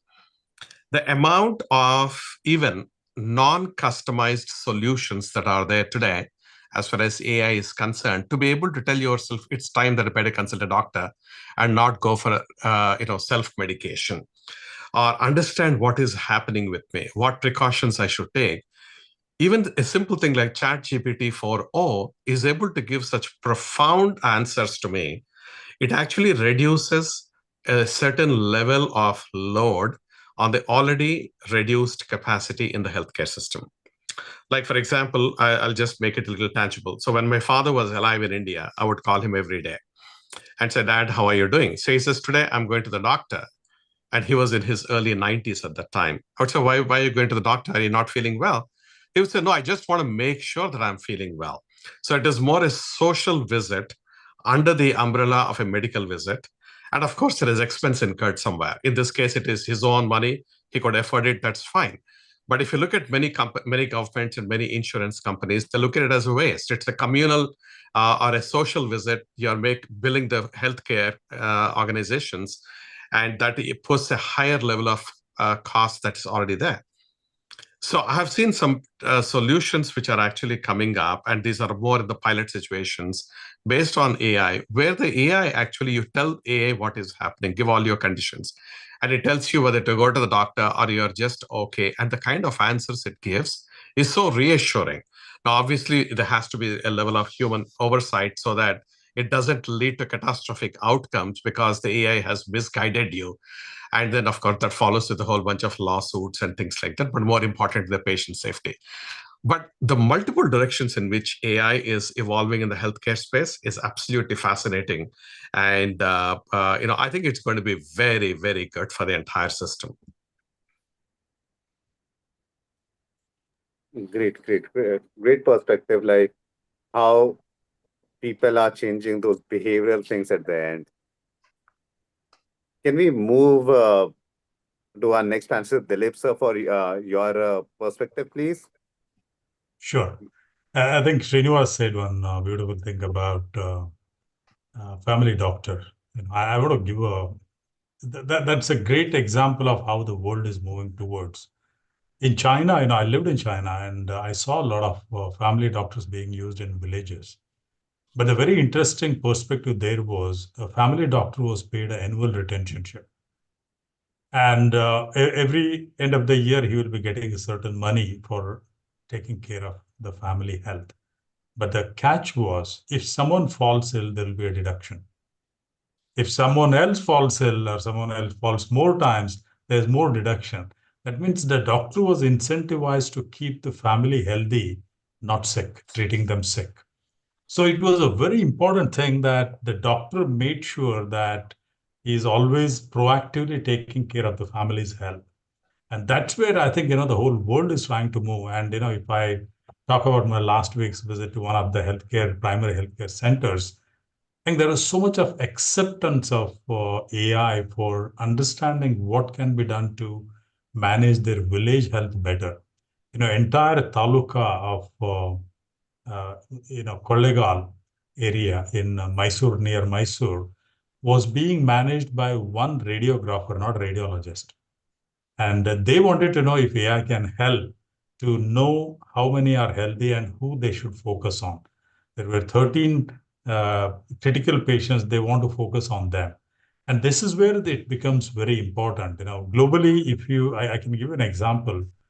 Nearly 3.6 billion X-rays are taken for chest alone worldwide, and nearly 74% of these X-rays are normal. And imagine if 74% of the time someone need not spend in looking at those X-rays, how much more time can be used for treating the ill patients. So the world is moving towards screening and getting to a better health. And I'm seeing a lot more people accepting AI to help them make the right decisions, because they do understand that they do not have enough time or bandwidth to manage the entire population. And to me, I think the North Star for Siemens Health, if we are trying to look at it, North Star has been to create a digital twin of human beings, where one can predict what is likely to happen and proactively manage your health, like your family doctor used to manage. So bringing healthcare wellness management rather than a disease management is going to be the future. Great perspective in terms of bringing care to wellness management rather than just the illness management. So another fantastic perspective where we got to hear how people are starting to take it from the wellness perspective, from the perspective of AI empowering doctors and all those things. Great perspective. So we have a lot of questions coming in, so I will just pick up some of the questions. So first question, which is coming for Divya ma'am, is one of our audience is saying like, hey, when they go and interact with doctors, sometimes doctor show a lot of resistance. They say, if AI knows everything, why have you come to me? If you could have got treated by AI. So how do you think like your perspective was doctors are becoming more open to AI and other things? But then there are doctors who are challenging AI as well. So how do you cater to those challenges? I think Google started creating all of us Google our symptoms, right, before ChatGPT came. But at the end of the day, I think every profession deserves respect. So it's fine as a patient to say that, hey, I saw this on an AI result or I saw this on the internet. But the respect that the doctor will know and will take the clinical considerations into perspective. It's never as a physician, it's never a single data point that they're looking at. And there is a holistic view. So I would say that if a patient gives that respect to the physician and says, this is what AI is saying, what is your perspective? The final decision is still with the doctor, right? And as I said, I think that doctors are increasingly, there will always be an adoption curve where there will be people who are, resistant to technology, but the bulk are, I think, much more open. There are a lot of discussions about how to include it even in the educational curriculum of doctors, which I think is a great sign because that is important. So, but yes, the final decision is still with the doctor. AI is an input. Great, great. So it's about we respect your profession. We are just Yeah, coming curious rather than trying to challenge you. exactly. Exactly. And that's true from a vendor, from a patient, and Nice perspective. Another question which is coming from the panel is maybe like Srinivas could take that. There are many models which are evolving, and there are challenges with the model as well. Sometimes hallucination, sometimes quality. So, what are your suggestions? Like, hey, how do you take those challenges, especially in the clinical field where those hallucinations or inequities could be propelled? Yeah, currently we are using generative AI only to assist doctors, physicians. It's not direct to patients. So whatever input that we are getting from the generative AI or the technology that we are using, it is being reviewed by the doctors, and then the information is shared to patients. Be it generating any report, or you generate the discharge summaries, or many other things. So there is always a filter that we have at this point of time. So I don't think we've reached a stage where we can expose AI or generative AI to a common man yet. Yeah, great. We have more questions, but we will just pick one last and then probably close this. And Mr. Raja, you can probably take that. So one of the participants is talking about, hey, in the emerging markets, if we talk about affordability, fraud, and other things, are more associated with documents and everything. So what's your perspective, how AI could attack that? So AI brings in such a huge amount of efficiency, right? It also helps with the automation. A number of processes today that happen across the entire consumer journey or the patient journey in the healthcare system is mindless. In terms of the sheer inefficiency, the duplications, the amount of concerns around privacy, because every data that you're entering all over the place, multiple times, the extent of fraudsters who are prevailing there and trying to prey on your privacy and take the data and have identity or duplication. The number of things which are there is really crazy in the healthcare system in terms of the loopholes that fraudsters can easily tap into. I'll just give you one simple example. You have got 1/3 of all large data breaches that happen today in the United States is from the healthcare ecosystem, right? And that is humongous. And if you see, that is a disproportionately high level. This is in spite of the fact there is a HIPAA, which is the incremental levels of security that are put for data management in the healthcare space. But if you look at the consumer journey, it is so rudimentary. Even now, there are many hospitals and clinics where they ask you to fill a form 4 times. And there is not even a carbon paper, which used to be there when I was a student back in India. It's so rudimentary, so crazy. We have to look at the entire consumer journey. And AI is not a panacea for all the evils that are out there. So let me be very clear. But it can be an incredibly useful tool for productivity enhancement, for privacy enhancement, for getting to the right kind of insights, for error minimization. There are so many things, because sometimes patients go for one problem and then they're operated for something else they never had with, right? And those kind of medical errors. And the medical error ratio, I was shocked. And I verified it 10 times to actually see 1 out of 6 of all medical things that happen has actually an error in it, whether it is a dosage of the medicine, the wrong procedure, whatever it is, right? Or the wrong discharge and so on.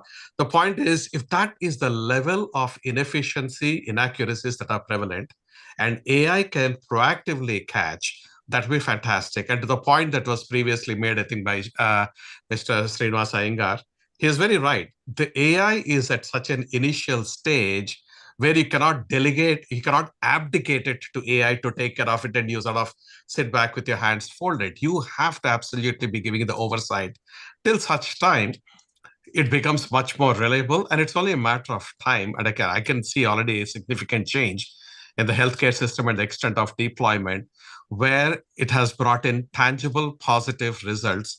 And I feel very optimistic about where the future is heading up. Great. And maybe like we will pick one more and then close to for the next session. So, Mr. Dilip, one of the questions which is coming from the audience is, can you give a perspective on health equity, how AI could drive that, especially when you are associated more with access to care. Can you give some perspective on how AI could help in driving health equity? Well, I think I'll start with the point Raja made about health errors, the medical errors. The losses in US alone are to the tune of nearly $3 trillion because of errors. Globally, you can actually multiply it multifold. This is not considering the human loss, which is even bigger.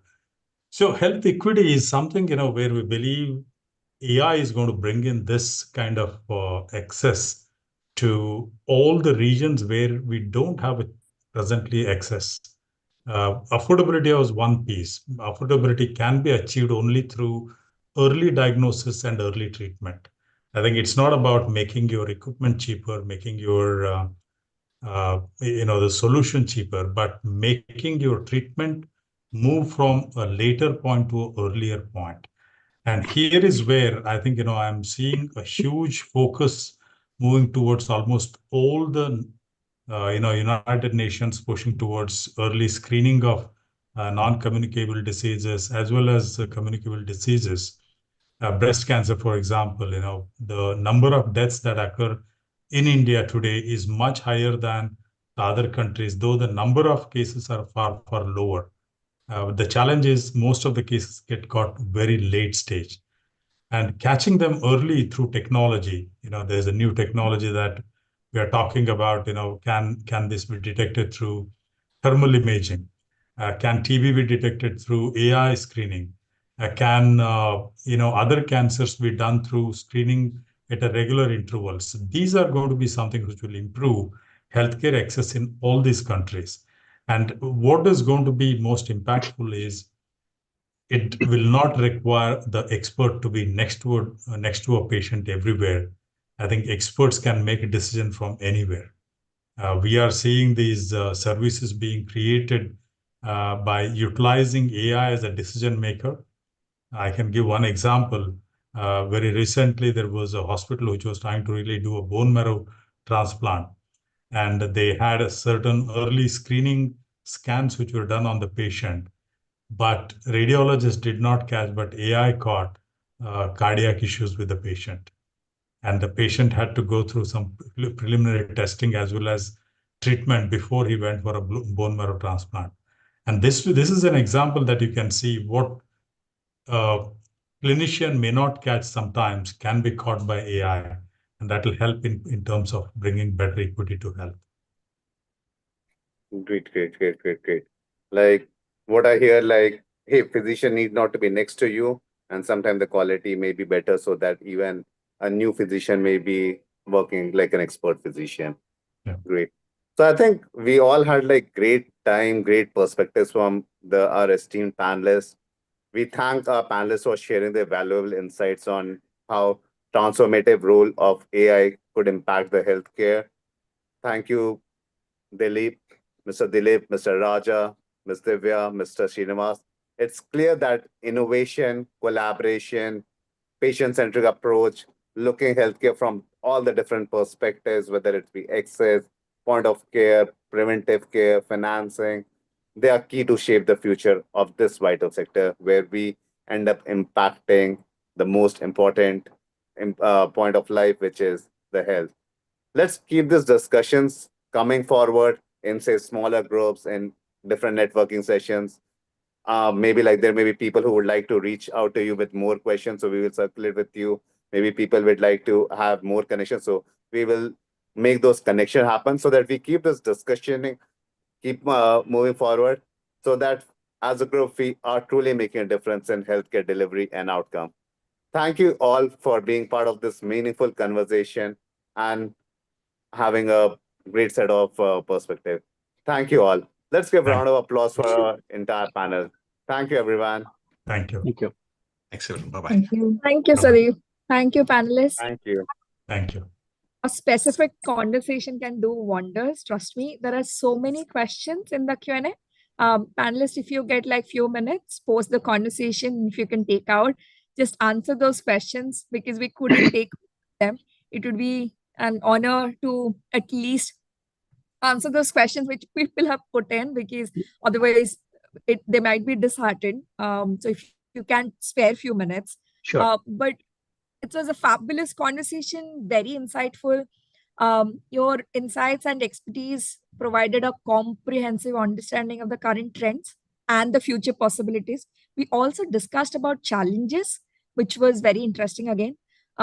So your perspective in terms of addressing workforce shortages, the financial aspects of healthcare, ensuring equitable access, were truly thought provoking. So we appreciate your time and the depth of knowledge you brought to the discussion. We truly appreciate. Thank you for that wonderful conversation. So we have next panel in a minute. That's the second interesting panel. But before that, let's take a moment to talk about our sponsor, Quantana, who build custom AI solutions for enterprises. So they do some interesting stuff. Let's look at their short corporate video. You will get a feel of what do they do in this space.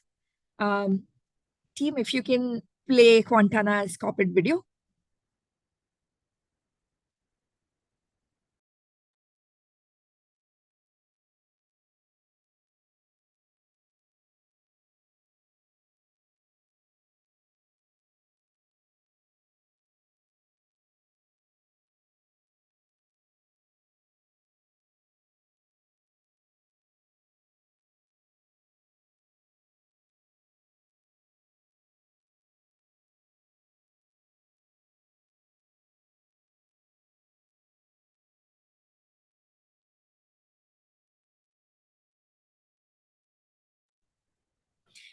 If you couldn't hear the voiceover or the music for that matter, Vishal, if you can circulate the video to people as well so that they can refer. We have the next panel up. The next panel is about how can companies adopt AI to unlock new growth opportunities. So we are now transitioning to that exciting session. So I I remember hearing it somewhere that the playing field is poised to become a lot more competitive, and businesses that don't deploy AI and data to help them innovate in everything they do will be at disadvantage. I remember a famous CTO mentioned this. In this session, we will explore the strategies and best practices that companies can adopt to harness the power of AI and unlock new growth opportunities.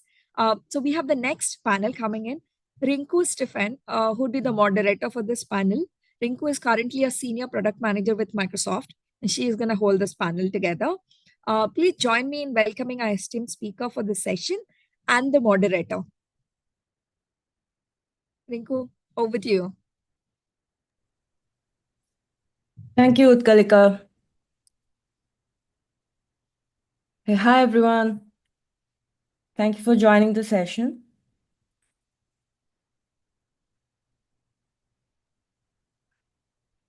So today for the session, we have 4 esteemed speakers with us. We will have Dr.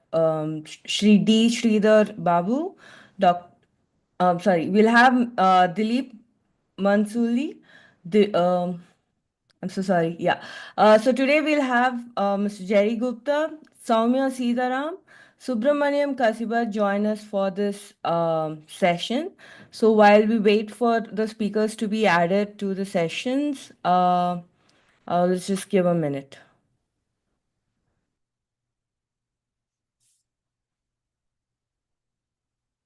Right. So yeah, so let's hear a brief intro about the speakers now. So Mr. Jerry Gupta is a seasoned tech and insurance professional with expertise in digital transformation, AI scaling, and innovative insurance products for IoT, autonomous vehicles, cyber, and AI. He's the head of insurance and AI products at Armilla, a venture-backed AI risk management firm. Now about Soumya Sitaram. She is the Chief Digital and Information Officer at Corning, leading the company's global IT strategy and digital transformation. She drives operational excellence, enhances technology capabilities, and reshapes Corning's digital outlook across data analytics, IoT, process optimization, and customer service. She holds a bachelor's in mathematics, computer science, and statistics from Bangalore University, is an MBA from Carnegie Mellon, and an alumna of Harvard Business School's Advanced Management Program. Now let me introduce Subramaniam Khasibat. He is the CEO and co-founder of Vegam Solutions, specialized in smart manufacturing software that transforms traditional factories into connected, efficient operations. He has over 2 decades of experience, combines technological expertise and business acumen to deliver impactful solutions across industries, including manufacturing, aviation, and enterprise markets. He's a former design engineer at Texas Instruments. He's a serial entrepreneur and angel investor, passionate about leveraging cutting-edge technologies to tackle global challenges with a focus on sustainability and efficiency. Right?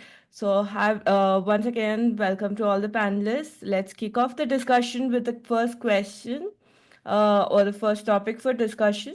We'd like to know from you, what is the existing practices for AI in your organization, right? So how have you incorporated AI in your organization today? Can we start with Soumya?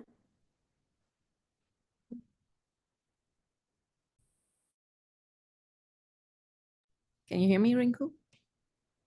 Yes, Okay. I can hear you now.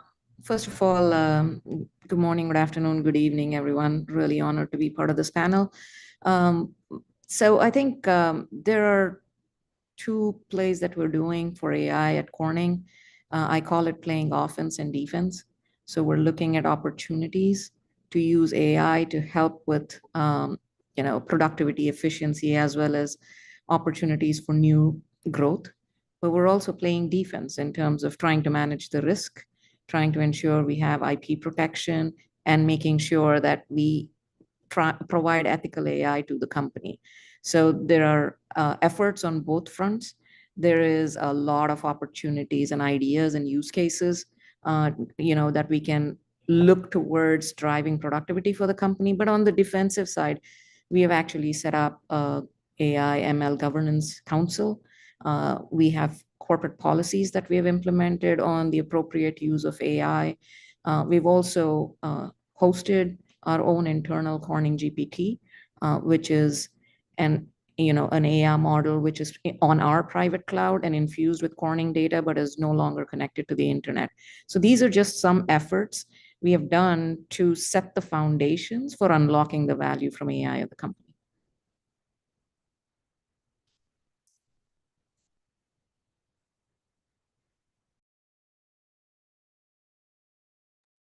Sorry, you're on mute. Oh, sorry. I was saying, thank you, Soumya. Jerry, why don't you go next? Thank you, Rinku, and thank you for the organizers for this great event. I think Soumya basically answered the question for most large organizations, how they are blocking and tackling this really impressive technology. On our side, when I was at a much larger company, we were pretty much doing, Soumya suggested, which I think is de rigueur in large companies. We all tend to do the same things. Now that I'm part of a startup, we actually have taken a different approach. So, we feel the entire AI landscape is very cluttered. There's a whole lot of really cool startups, really cool technologies, really cool use cases. So we have taken an approach which is the opposite of what most AI startups are doing. So we are not selling AI products. What we do is we are doing the defensive piece of it, as Soumya pointed out, right? So we are doing the risk management piece of it. So in short, instead of doing gold mining ourselves, we are selling spades to the gold miners, right? And the way we do it is by enabling startups and large enterprises to effectively, in a risk managed manner, scale and deploy their AI. And the way we do it is by taking away the risk, taking away majority of the risk, not all of the risk. And we do that by our AI footprint assessments, where we are able to come up with a quantitative measure of an organization's exposure to AI risk. And then furthermore, we provide insurance and warranties, right? So when we say your AI is not at risk, and if you get a lawsuit against you, we will actually pay for that lawsuit, right? So we are effectively taking away one of the biggest hurdles in AI deployment, which is issues around compliance, risk management, and things like that, with the idea behind it being organizations should focus on accruing value out of AI. They should be experimenting. They should be leveraging this technology for growth, as opposed to wasting cycles on compliance. Yeah. Okay, let me just rephrase. It's not wasting cycles on compliance. It's not having compliance be a friction that holds you back. That's a very interesting use case that you're solving for. Over to you, Subramanian. Could you talk to us and tell us about how your organization uses AI? Yeah, thanks, Rinku. You're doing pretty good. You seemed a little nervous. Don't worry, we all do that. When on stage, it's always very interesting change. So, firstly, thanks everybody for being here and inviting me. AI has been referred throughout the sessions today differently. So let me first set the context. I look at AI in two different avatars. One is your normal artificial intelligence, which is basically machine learning or programmed intelligence. Two is generative AI, which is what the chat GPTs are bringing to the table. At Wacom, we have always used AI from the perspective of machine learning. You have data, you have patterns. How do you learn these patterns and how do you leverage these patterns to make decisions? So AI, in that sense, was always part of the game. However, what has changed recently is the entire paradigm is moving into the generative AI, where the kind of intelligence is mind-boggling. This didn't exist in the past, or it was not affordable in the past. So as a startup, we did not have ability to run something so complex and leverage something so complex that we could give value to our customers and business. So now is the new generation of impact that is coming in, where it is generative AI driven. And here the kind of focus is, how do we remove human intelligence dependent tasks into an automated intelligence driven task? Can I train a system to have a lot of knowledge that a human brings to the table, and can that system either reduce or replace a human in that transaction, right? So any use case where human intelligence was critical, we are trying to see how we can bring a generative AI driven model to replace it. So my prediction is, in the next 3-4 years, I will be redundant in my company. The CEO role would be redundant. The way it is today, I may be doing something else to add value. So what I know today as intelligence, probably the model will capture and do probably better job than me. So the direction we are going is to bring that generative AI, to bring those models to replace human dependent intelligence by bringing Gen AI driven tech. So this is the transformation. Machine learning AI we have been doing for ages, but what we are doing now is really disruptive in nature. So bring a very interesting point, right? You said in the next few years your role would be redundant, probably replaced with AI, right? But all of that would be possible if only the business is able to grow and become sustainable. So which brings us to the next topic, which is the key theme of this session, which is how can organizations use AI to grow, right? Subal, let's start with you this time. Yeah, I think fundamentally, right, a lot of startups historically were struggling because they did not have enough access to human talent, right? Today, the best companies are fighting for the best talent. So talent is your crunch. So how much you grow is based on how much talent you have. Now with Gen AI coming in, you probably have a similar advantage like a large company. So adopting the right AI engines at the right level and not really resisting them would help you leverage and build businesses that are going to be large and impactful. I was hearing a session in Valley where they were saying future is 2, 3 people companies driving million or $1 billion revenue. So it's a paradigm shift where the startups can leverage this technology to accelerate both their growth and also solidify their position.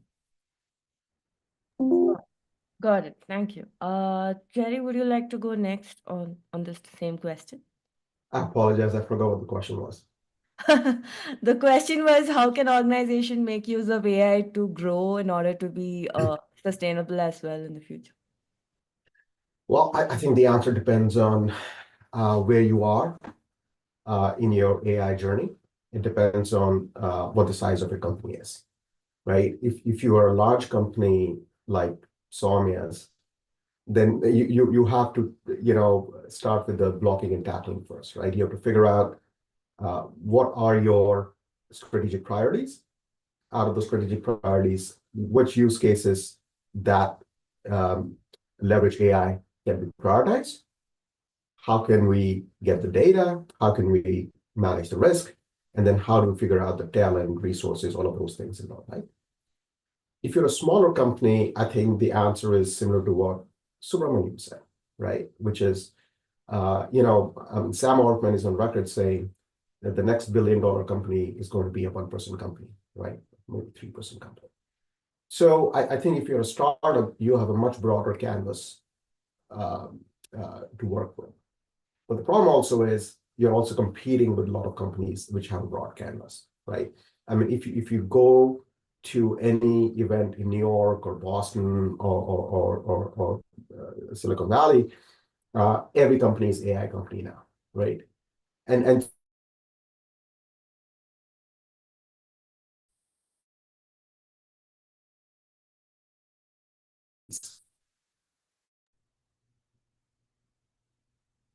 think we lost that's audio. Yeah, I think we lost audio on that. Samya, why don't you take up the questions while I'll just quickly check on. how's this? Is this better? Yeah, it's better. It's better. Okay, I switched my Wi-Fi. I don't know when I lost you guys. So You were talking about the canvas changing for startups and them competing with each yeah, other. so the canvas is changing, right? So if you just see what's happened over the last week or so, there's this huge narrative coming from the tech companies that pre-training is plateaued, right? There's no gains in pre-training anymore, right? What they're implicitly telling you is don't waste time on the technology piece of it, right? That's what they're really saying. Then what they're saying is, okay, now it's going to be about, I mean, they make it very complicated, as everything that comes out of Silicon Valley is, but in short, what they're really saying is focus on the use cases. And use cases are abundant, right? If, as Subramaniam says, in 3 to 5 years, most of us white-collar workers are going to be disintermediated with the robotic intelligence automation, then what's the solution? Maybe the solution is not a large company. Maybe the solution is catering to that 1% companies, right? Maybe the solution is in the hardware, right? I mean, and the hardware space is changing so much. So I think, without taking too much time, if you're a large company, it's all about prioritization. It's all about risk management. It's about talent utilization.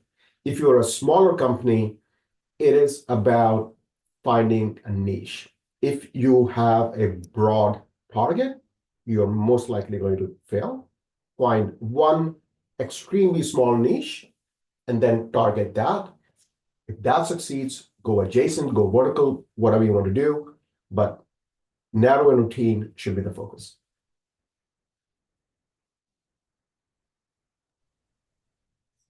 I think, Rinku, you're on mute. Okay. Yeah, sorry. That's a very interesting take where we're looking at organizations based on where they are in their journey and figuring out how they can make best use of AI.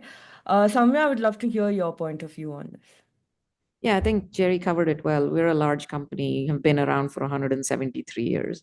Wow. So when he talks about blocking and tackling, for us, it's all about making sure that we're cleansing our data and getting it ready for AI to unlock it.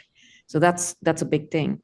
But at the same time, you have to look at use cases and you have to align the use cases to the strategy of the company and what your differentiators are. Because if you want to stay ahead of competition, you have to make sure that you keep your differentiation. For us, it's research and process manufacturing. So how do we keep that differentiation going while enabling it to be much easier and for us to move faster with the right data and AI on top of it? I'll give you an example. And by the way, it's not all about revenue generation or growth. It could be a ton about how we manage operations. I'll give you an example of what we're doing. We have large manufacturing operations in multiple countries, and we have tens of thousands of operators across the ecosystem. So one of the AI agents that we have started piloting is an operator assist. So what we have done is taken all our standard operating procedures, the manuals of all the PLC control systems for our lines of equipment. We have all the maintenance logs for all of this equipment, and we have, uploaded that and used AI to help an operator troubleshoot any issues that may happen with the equipment. The advantage of this is it allows our operators to be at a higher maturity level with less experience, because the agent, the operator assist agent, is helping them work at an expert level, even though the operator might be a fresh graduate. So it's increasing the expertise of humans everywhere within the organization. So while Subramaniam and Jerry were talking about automation, there's also the upskilling and helping the newer employees hit the ground running, and the productivity and efficiency that it can bring to a company. That's a huge benefit. So that's just one example of how we are tackling it here in Corning. That's again very different and unique perspective that we have, how AI can help with upskilling and improving the current services that an organization provides, right? Which brings us to the next topic. As folks who are in the C-suite, how do you approach budgeting for AI in your organizations, and how do you advise others go about it? Because this is an upcoming field.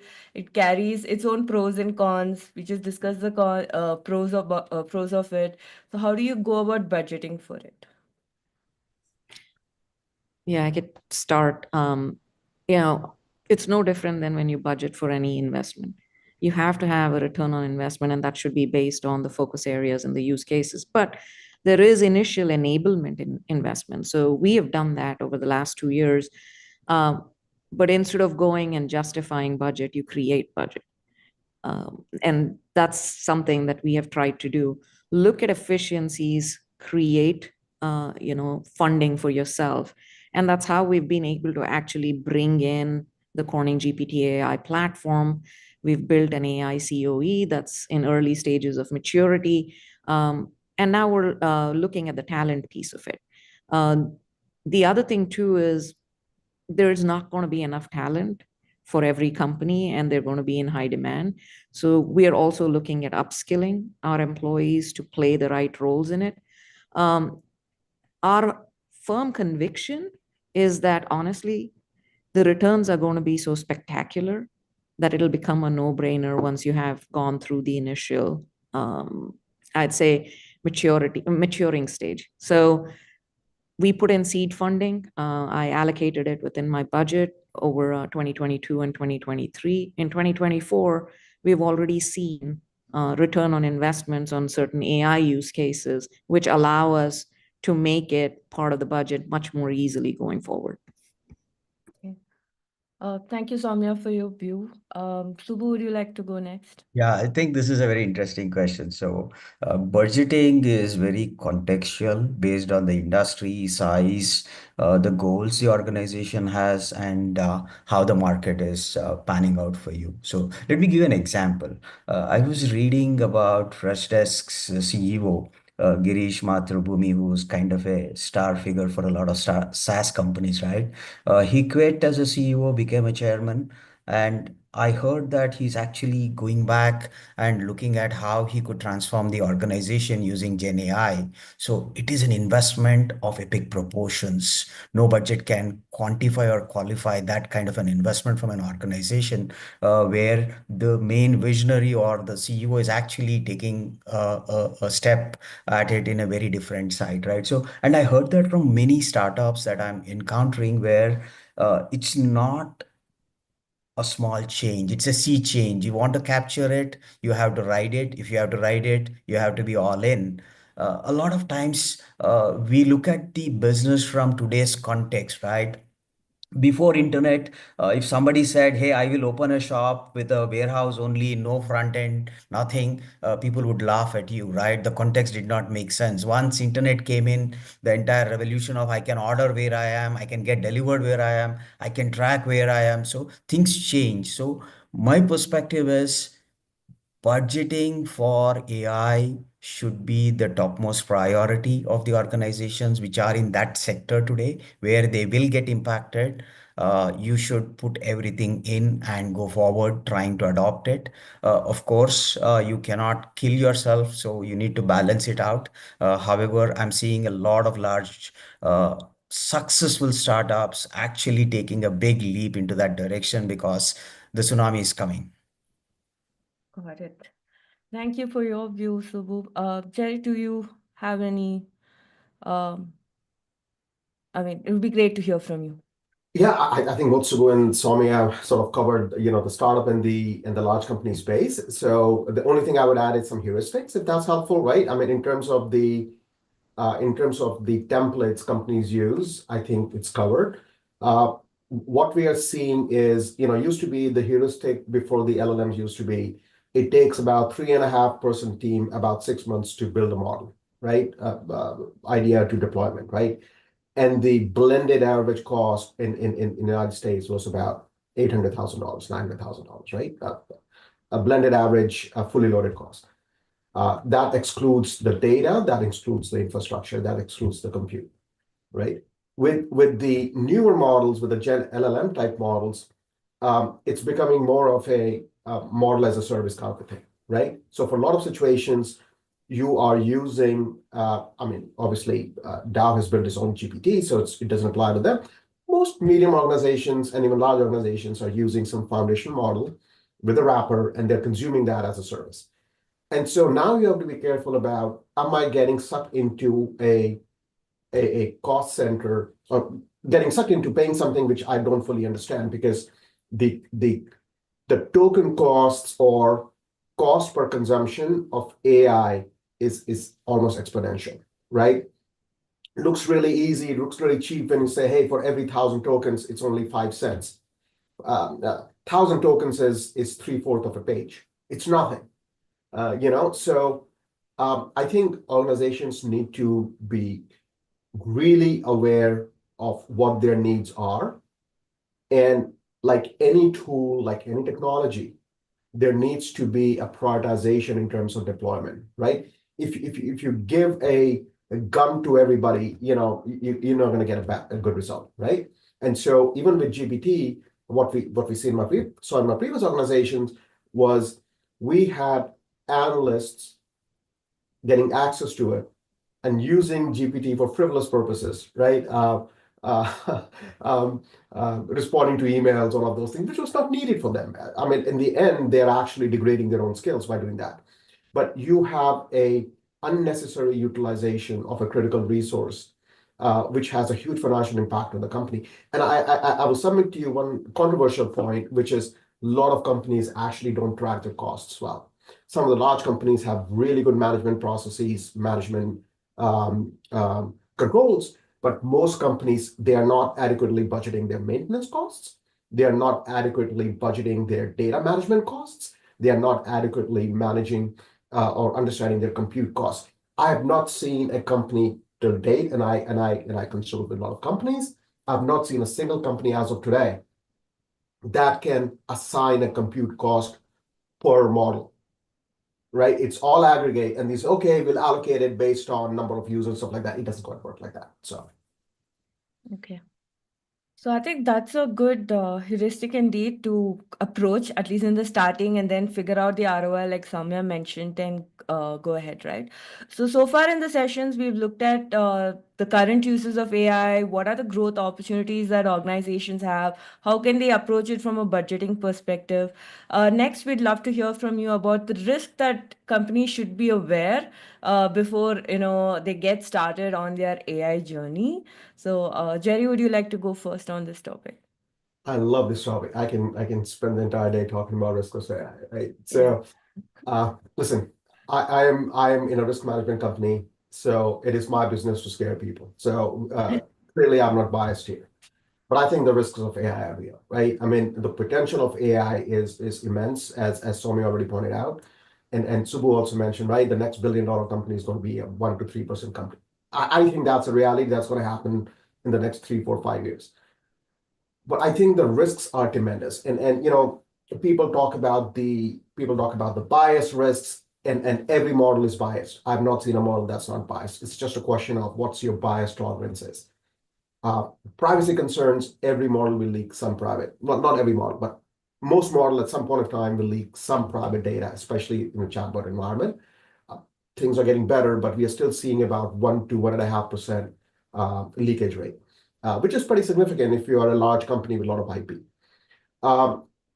I think the risks go beyond that. And one of the attendees, Ravi, actually added a question, which I think is a societal risk aspect of it, right? Which is, I'm making Subbu, I'm in a bank, Subbu applies for a loan, and I'm using AI to decide whether A, I'm going to give him a loan or not, B, what price I'm going to charge.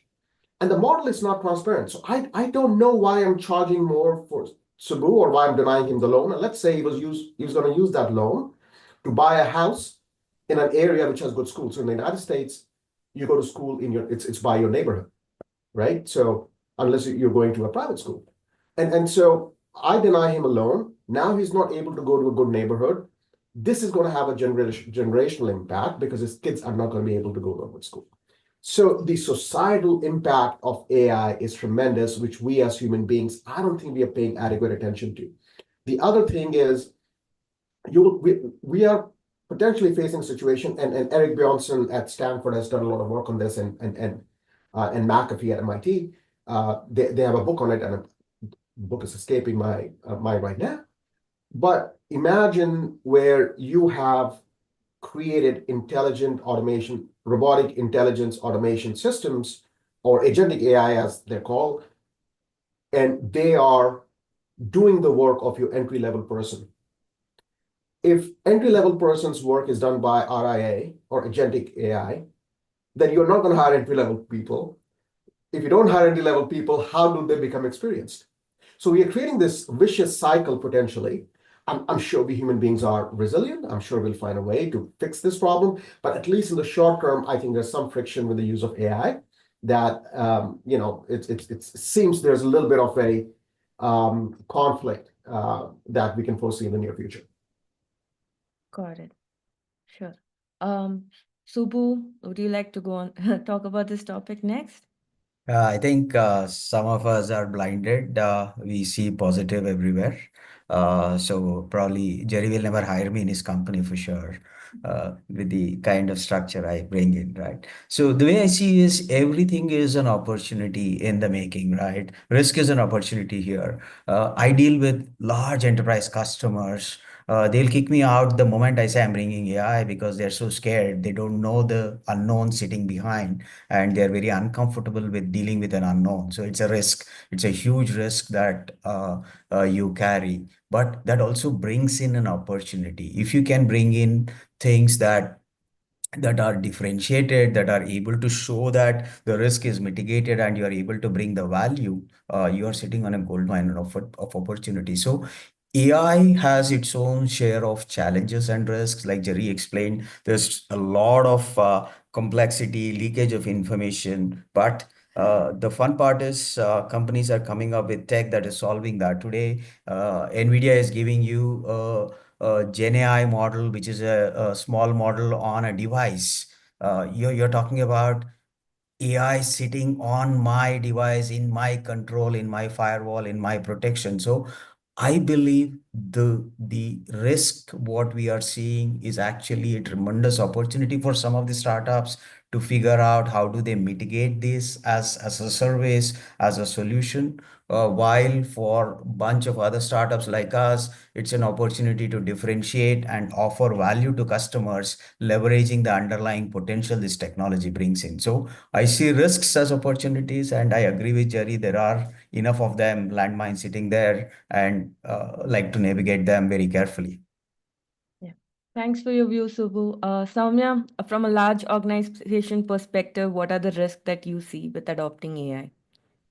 Yeah, I think I'm in the middle between Subbu and Jerry. I don't think it's an option. It's an imperative to ensure that you are looking at AI as an opportunity as well as a risk. You could be disrupted if you don't take advantage of what AI brings to the table, but you could also give away your IP that makes you differentiated if you don't manage the risk that comes with it. So I think as a large company, most large companies will tend to tread carefully. We will play in areas that are lower on the risk profile early, so we can get some of the return on investment. We can get to understand it better. We can get control of how to manage this better. And then we move up the value chain. We are not looking at putting any of our confidential restricted data in AI at this point in time. We're playing with more I would say lower risk profile data within it. But not playing also has a cost to it. So I think when I talked about the operator assist, we are trying to grow in some areas in our company. And when you hire a whole bunch of operators, for them to hit a level of expertise to be able to work independently, there's a pretty decent learning curve over there. So the agent can help shrink that learning curve and help us get more efficient upfront. As Ravi mentioned in the comments, and as Jerry was alluding to, does this have a risk of preventing that operator from learning problem-solving skills themselves? Potentially, yes. But in the absence of experienced people, in the past, experienced operators would have these junior operators shadow them and learn from them, or they would actually oversee the junior operators who are managing these equipment. Right now, the experienced operators can help multiple of these junior operators because of the AI agent. We firmly believe that AI plus humans is better outcome. It's not about just the AI. I don't think we're ready to trust AI to make high value judgments. You really don't want AI making decisions on behalf of your employees. But if it helps make your employee that much more productive, that's what we're playing with. So, like I said, as large companies, we tread carefully. We understand the opportunity set that Subbu mentioned that comes with it. But at the same token, we're very, very aware of the risks, and we're trying to manage both of them and walk a thin line, if you may. Yeah. Talking along the lines of risk, do you see any governance or any risk from an ethical point of view in using AI? It depends on the use case, right? I mean, so when you look at ethics of using AI, the way we define the framework or the way the heuristic we have is almost think of it as a Cartesian plane, right? On one axis, you have quality of data, and on the other axis, you have human impact. And so very sort of high-level heuristic is If the human impact is high and data quality is low, then it's most likely not safe to use AI. And conversely, if the human impact is low, your back office automation, all of those things, and the data quality is high, it's generally safe to use AI, right? So when I talked about compliance optimization, right, that's a good heuristic to use. And I think when Soumya mentioned prioritization of low risk use case and stuff like that. And then, you have the other diagonal, which is, human impact may be high, data quality is also high, then you need a human involvement and so on, right? So I think there are heuristics, not clean heuristics. Human impact, again, is a subjective measure. So Got it. That's a very, again, interesting perspective to approach in a very systematic way towards evaluating the ethical usage of AI. Subbu, do you have a different point of view from what Jerry has shared again?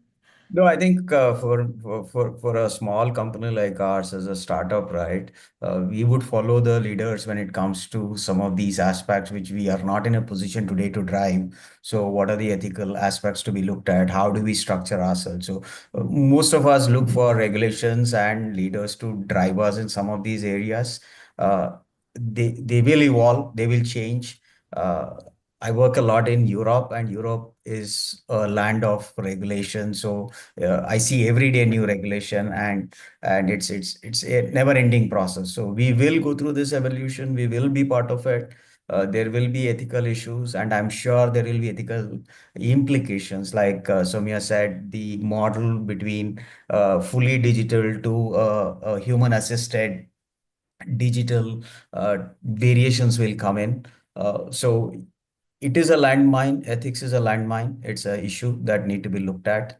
We are watchful of it. We are sensitive, but we're not necessarily driving it today.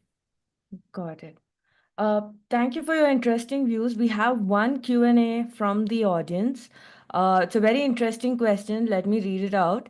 So Soumya mentioned that the operating assistance helps troubleshoot issues faced during operations. My question is, aren't we in a way making less experienced workers overly reliant on AI, potentially limiting their ability to develop problem-solving skills? Are we, by enabling AI to become more intelligent, inadvertently making ourselves less self-reliant and diminishing our own intelligence? Yeah, I think I answered that a little earlier, but I'll give you an analogy to think through this. Back in the day, to navigate any place in the US, you would open your atlas while you're driving and you would look up the directions and you would navigate yourself. Then it got to a point where you would go to AAA and you'd say, I'm driving from this point to this point, and it would print out step by step, directions for you, and we would use it. Then came the world of standalone GPS devices like TomTom and Garmin, et cetera, that would stick in our car and navigate ourselves. And then finally, it ended up with Google Maps or Apple Maps or Waze or whatever you choose on your phones. Do people today not know how to navigate because of the over-reliance on GPS? Probably yes. But has it freed up the capacity of those people to not worry about the stress of that and utilize their brain power on other things that add value to them? Also, yes. So if I put that analogy, how can you actually eliminate the tedious, the non-value added, non-human intelligence value added aspects to an agent? And how do you allow the humans to do more value added activity? That's what you have to look at. There is levels of automation you can achieve with AI, which is fully automated. And then there is augmentation, which is where the AI and the humans work together. And then there is areas where it's going to be the humans making the high value judgments. So there is going to be work at all three levels, and it will be a change, but it also might create opportunities that we can't even conceive today. We didn't realize the roles we have today about 15 years ago. And I think the same thing is going to play out. Humans are resilient, but to Jerry's point, AI is actually everywhere all at once. So the ability to make a much deeper impact on humanity is higher. However, we've also gone through multiple revolutions in humankind and come out more resilient, more productive. And the hope is to continue doing that. And to Subhu's point, we are going to look to regulations. We are going to look to the companies that are actually the large companies that are training these LLMs to be more accountable for eliminating biases. So when we take them over, we're not infusing it with anything else. So that's, my perspective on it. I absolutely love the analogy. I think it's also like a trade-off that we do, right? To give up on something that's stressing them out, but can be solved by machines in order to focus our energy more on problems where our minds and skills can be applied. So I think that's a great analogy to help understand this. Subbu, would you like to talk? Yeah, I think I love the analogy Soumya presented. It is very real. A lot of current generation may not even understand what an atlas is and how to navigate in a very complex condition, right? Uh, the way I see is a little different though. I see it as an opportunity to normalize a lot of things, right? Today, I am a CEO because I bring certain skills, which may be hard or difficult, but as this AI engines evolve, this gets normalized. The reason why they're saying $1 billion company is possible is because it's going to normalize a lot of things. Now, once it is normalized, would a guy like me stay quiet? No, I will try to figure out more. So I will keep push my boundaries the way everybody pushes boundaries. So I think it's a great tool that will normalize a lot of things. You are able to do things that otherwise you are not able to do. And it's going to be a game changer for the society. However, it will have its own impact. So we'll have to see how we, as a resilient system sitting here, will balance out. You know, really interesting, and I'll be a little bit of a contrarian here, right? Mark Andreessen, who's pretty famous, he's the founder of A16Z, one of the biggest venture firms, right? He says, in the long term, everything will be cheap. Humans will not have to work. Machines will do all the work. Okay? And so humans will be creatures of leisure. The counterpoint of that is, in the long term, everybody is dead. So how do you define long term? And I think I agree. In the long term, AI will potentially bring more benefits than costs. But there's a temporal aspect to this.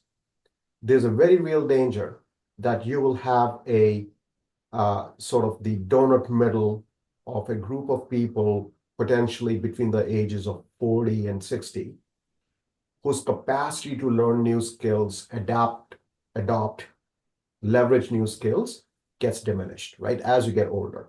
So you'll have this middle generation, which should be in the peak of its career, now going through a volatility that they are not equipped to deal with, right? They have done their learning.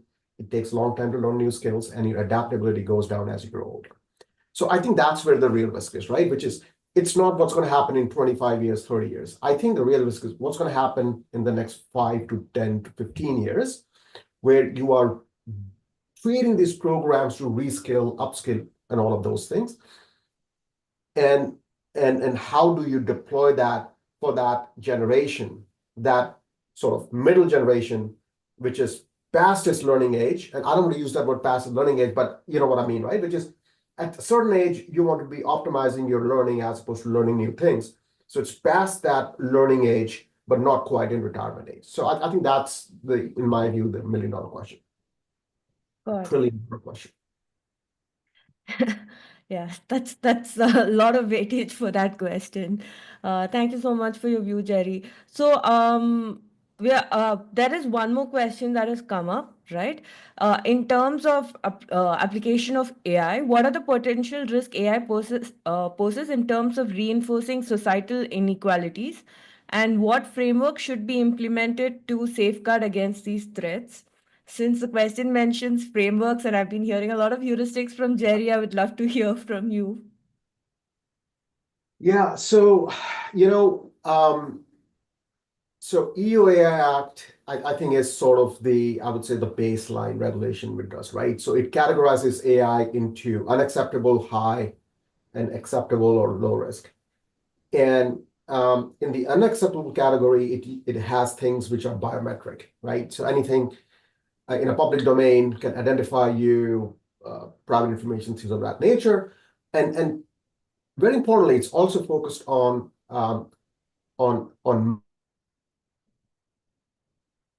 manipulation, especially targeted at kids, right? So I mean, the question is, how does it impact Facebook or TikTok in EU if you really truly apply the spirit of the law, right? These are manipulative technologies geared towards addiction and molding the mind.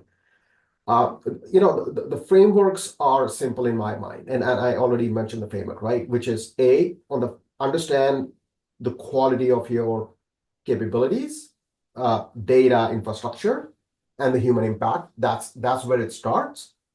And then when you are actually building out your model, have have responsible AI by design elements built into it, right? Which is, do I have adequate monitoring in place for the data that's coming in? Because most of the model volatility that we are seeing, at least, it's happening at the data stage.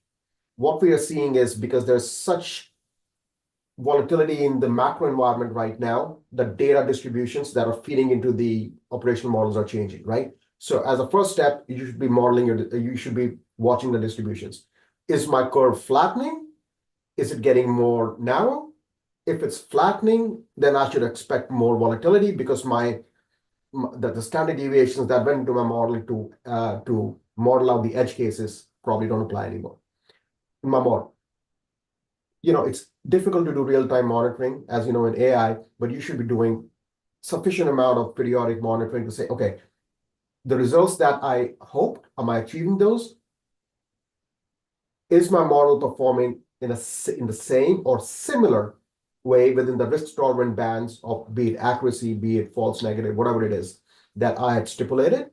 If they're deviating, one of the things that organizations do really poor job is monitoring. And then because they don't monitor adequately, they don't take the system offline quickly enough. They need to have that end core, to use a Toyota term, to be able to pull the plug immediately when the system starts deviating, because the risk metastasizes really, really, really quickly, right? And then the last piece is, most companies will have the data science team, and then a lot of the maintenance ops is done by the DevOps team, which is really the IT team. I think there needs to be a dedicated maintenance ops for data science, right? The maintenance ops needs to be built in. So there needs to be a DevOps maintenance ops element for the data science team itself. And you shouldn't just throw it over. Sorry, I took so much time. No problem. That's very interesting perspective. Would love to hear from you, Soumya. No, I think Jerry has covered it pretty well. We're just, as large companies, and I'm sure there's all of us in the same boat, we're looking to a mixture of regulations, a mixture of international consortiums thinking about this, putting some onus on the huge LLM trained compute companies to also be hyper vigilant about this. And I firmly agree with Jerry. Our intention is to have a full stack AI team that owns the maintenance of the models themselves, and that there shouldn't be handoffs, because this is something that it'll become probably the most critical asset of companies in the future. So you have to treat it with care, and you have to make sure you're monitoring and maintaining it on an ongoing basis. All of us are learning. I don't think anyone has an answer. But the more we talk to different people with different points of views, the more we get regulations coming in, the more we listen to international consortiums, the better we will be across the world in terms of being able to manage this. This is not something any one single company can solve by themselves. Got it. So would love to know your interesting take on this. I think I am a radical. I don't believe in frameworks. I believe in setting your own evolution, learn through it. When Elon Musk fired 80% of Twitter, the framework said the company will shut down. Good luck to the frameworks. He made the company successful and it's still growing. So frameworks are defined for us to help us if we cannot analyze, think, and build our own abilities to take it forward. They are good. People should look at them. However, if you want to build something which is very, very untried, uncharted territory, then you have to evolve your own frameworks.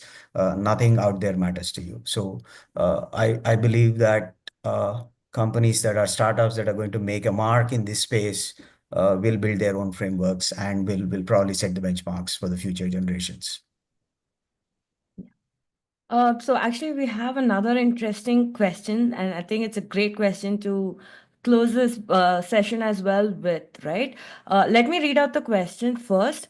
So the question says, in our org, for the implementation of conversational AI chat, the success of AI bot is measured through adoption and zero-touch operational contacts. Any suggestions to measure true success of the implementations? So what I think would be a great concluding note would be, hey, how do you measure the success of all the AI investments that we just spoke about, and also leave the attendees with any tips, advices that you want to leave with them as we conclude the session.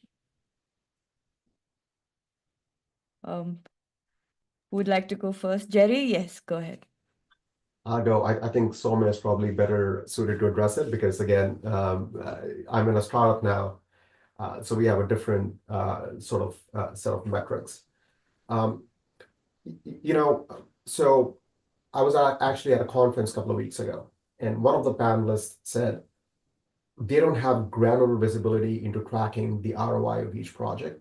So what they really do is they do sort of a sort of an aggregate analysis, right? Which is how well we were doing last year, how well we are doing right now. Is it better or worse? How much did we invest in AI? How much did we invest in other things, right? The problem with that approach, obviously, there's a lot of endogeneity in that, right? There are other factors besides simply AI that would have contributed to the success, the macro environment, people skills, all of those things. So it's a very kludgy mechanism, but it's sort of lets them know, right? This is how much I spend in IT. This is much I accrued out of IT, so this is the benefit. So in aggregate, it's fine. The problem with that, obviously, is that maybe it's 1 out of 20 projects, right? 1 out of 10 projects is fine. 1 out of 20 projects means you are really maybe not performing as well. The ideal way really to do it is to have project level metrics where your compute costs, your data costs, your value accretion is calculated at the project level or the AI system level. And I do want to emphasize, right? It doesn't have to be at the model level itself, because sometimes you will have use cases or functions which will be a collection of AI models, right? So you could do it at a functional level, right? But you need to be able to segregate that from the overall portfolio of AI deployments that you've done, right? So that's sort of my view. And Jerry, any advice that you'd like to leave the attendees with? Oh, listen, I say crawl, walk, run. Start the journey. Don't wait for perfection. And this is where I agree with Subbu, right? Which is, if you are waiting, and even Soumya said that, right? We have no option. We have to adopt it, right? If you are a smaller company, your adoption canvas is bigger because your risk tolerance is higher. If you're a larger company, you have to be a little bit more careful, but you don't have an option not to adopt. I mean, that's not an option anymore. Yeah. Thank you, Jerry, for the great advice. Subbu, I'd love to hear about you, how you measure success at Begum Solutions, and also any advice or tips you'd like to leave the attendees with. Yeah, I think a very important question. Adoption of AI would be primarily driven on business and use cases. It's not going to be very generic. So if your use case does not give you enough value in form of measurable outcomes, either revenue or value or differentiation in the market or customer acquisitions, it does not succeed. It will not fly. Of course, there will be some experimentative investments that would go in and people would try out things. However, sustainability comes purely from numbers. So for us, it is about today, if I'm able to do 100 deployments, can I do 1,000 deployments with the same team? And can I do a better job of my deployments? Can I cater to better customer care? So it's all about a matrix that is relevant to the use case and how you look at it. So it's a use case to use case driven metrics. And for us, it's all about customer success. How do I make my customer successful in the best and effective way? So that's fundamental benchmark for us. And the advice that you'd like to leave the attendees with? I think one simple answer is there is a tsunami coming in. Every disruption throws humongous unknown opportunities. Like one of the question was, hey, what will happen to infrastructure, security, safety, support systems, right? I always look at disruption not from the core, but also the entire periphery that it creates. Every disruption brings in unknown problems that never existed because that disruption didn't exist. So you will have to now build solutions to solve that problem. So keep your eye open, ears open, look for those sweet spots where newer problems are going to come up. Be a leader, build solutions for that. The more ahead of the curve you are, the quicker is the success and the more effective is the success. So disruption is coming, whether you like it or not. Thank you, Subbu, for that advice. Soumya, I actually want to make this question a little bit more specific for you. When we talked about budget, you also said that, hey, we invested for 2 years and we're seeing ROI kind of now. So how do you get that patience? What are the metrics you looked at over those 2 years to say, hey, soon enough we'll see the value? And yeah. No, I think when you're investing on foundational building blocks, you're not actually measuring the use case return on investments. I agree with Jerry and Subbu. Depending on the use case, you want to see, did you have better customer experience? Did you have better supply chain, metrics like inventory turns, etc. Based on what use case you've used, are your forecasts better? Are your plans better? So it could be use case dependent or it could be project dependent. But the one thing that we were measuring is in the initial years, are we going to meaningfully able to measure the total cost of ownership of this? Because use cases can give you the ROI, but it ends up being a short-term metric, in my opinion, because they only project out what it might mean in a year, in 2 years. There is a total cost of ownership, as Jerry mentioned, for the data layer, which is going to explode your compute, your networks, etc. As a large company that's global, we have to make sure that we can continue to monitor and maintain and measure what does it take to keep all of this up and running. And that's why it can't be like, oh, you allow 1,000 flowers to bloom. You have to pick focused areas. You have to pick the most meaningful ones. And then you have to make sure that you have the infrastructure that is capable of taking care of it, and your budgets are incorporating that in. So I'd say in the first 2 years, it was more about, do we have the right architecture? Do we have the right platforms? Do we have instrumentation so we can measure the effectivity of it? That's what we used. I think if I flip to the advice, I think, in my opinion, there's 3 tenets when you're looking at AI. Be curious, be skeptical, and make sure you're continuously learning, because it's forever evolving. And if you don't have those 3, curiosity and continuous learning is positive, but be skeptical because it can hallucinate. You might end up trying to do things that you shouldn't trust an AI for. So I would say keep those 3 tenets in mind when you're looking at AI investment, and make sure you keep that even when it's in operations mode, not just when you're evaluating implementation. Yeah. Thank you, Soumya, for the great advice. Thank you, Jerry, Subbu, and once again, Soumya, for joining the session. I learned a lot in this session, and I think as most of the attendees and me are planning to become future leaders, what we learned from you is definitely something that we look forward to adopting. On that note, I'd like to hand over to Utkalika. Over to you, Utkalika. Thank you, Manish. Thank you, Nice meeting you. Rinku. Thank you, all the panelists. It was a very honest conversation. I enjoyed a lot. In fact, it answered a lot of my questions, which I deal with in my organization. I hold the digital transformation charter, so no quiz for guessing, but I do deal with all of those questions internally. So thank you for enlightening us. So obviously, we spoke about how the canvas is changing for startups, how different it is from large companies, how the challenges are different from different stages. We definitely spoke about ROI and justifying budget, which which kind of becomes a difficult conversation at times. We spoke about ethics, standards, what organization can do to safeguard, and how do you measure implementation, which again becomes very, very crucial. So thank you for that wonderful conversation. We definitely enjoyed it. While we explored a wide range of topics today, our IIMBA president is going to speak about something interesting very soon. But before that, considering the audio went off for Quantana video, can we play it one more time, please?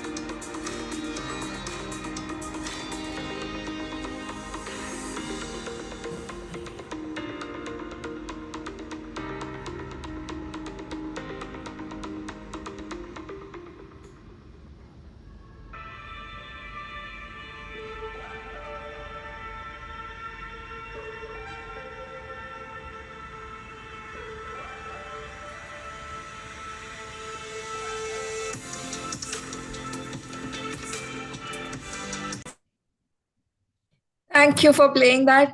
Appreciate it. So next up, we have Harish. He's our IIMBA president, founder of Camellia Clothing Limited. In fact, it's his second term as president for IIMBA and inspiration to the whole IIMB fraternity. Let's welcome him to share what all interesting things are happening in IIMBA. Harish, over to you. You're the last man standing as the speaker list. So we look forward to this next few minutes. Thank you. Thank you. Thank you, Utkarika. Wonderful show. Thank you, Vishal, and the organizing team of IIMBueX. A very, very topical subject of AI. I think it's left the entire population grappling with what's coming next. And like Stephen Hawking said, that you got to watch out when thinking machines take off on their own. And I can see that all the experts that we heard are trying to think ahead as to stay ahead of those thinking machines of AI and what to make of it. So a wonderful session. Thank you so much to all our speakers for sharing their experience, their knowledge, and throwing light on this subject. I would like to talk to you a little more about what IIMBA is. And I presume a large number of attendees are alums and a few who may not be. For both their benefits, IIMBA is our IIM Bangalore Alumni Association, which is, as we say, the best B School Alumni Association in the country, most active. And IIMBA in its today current form is about 6 years old. In 2018, it got restructured as an autonomous trust, completely democratically managed by the alums. And in the first 5 years, the focus was more on creating the infrastructure, creating a centralized accounting system, communication platform. We built the app, etc., etc.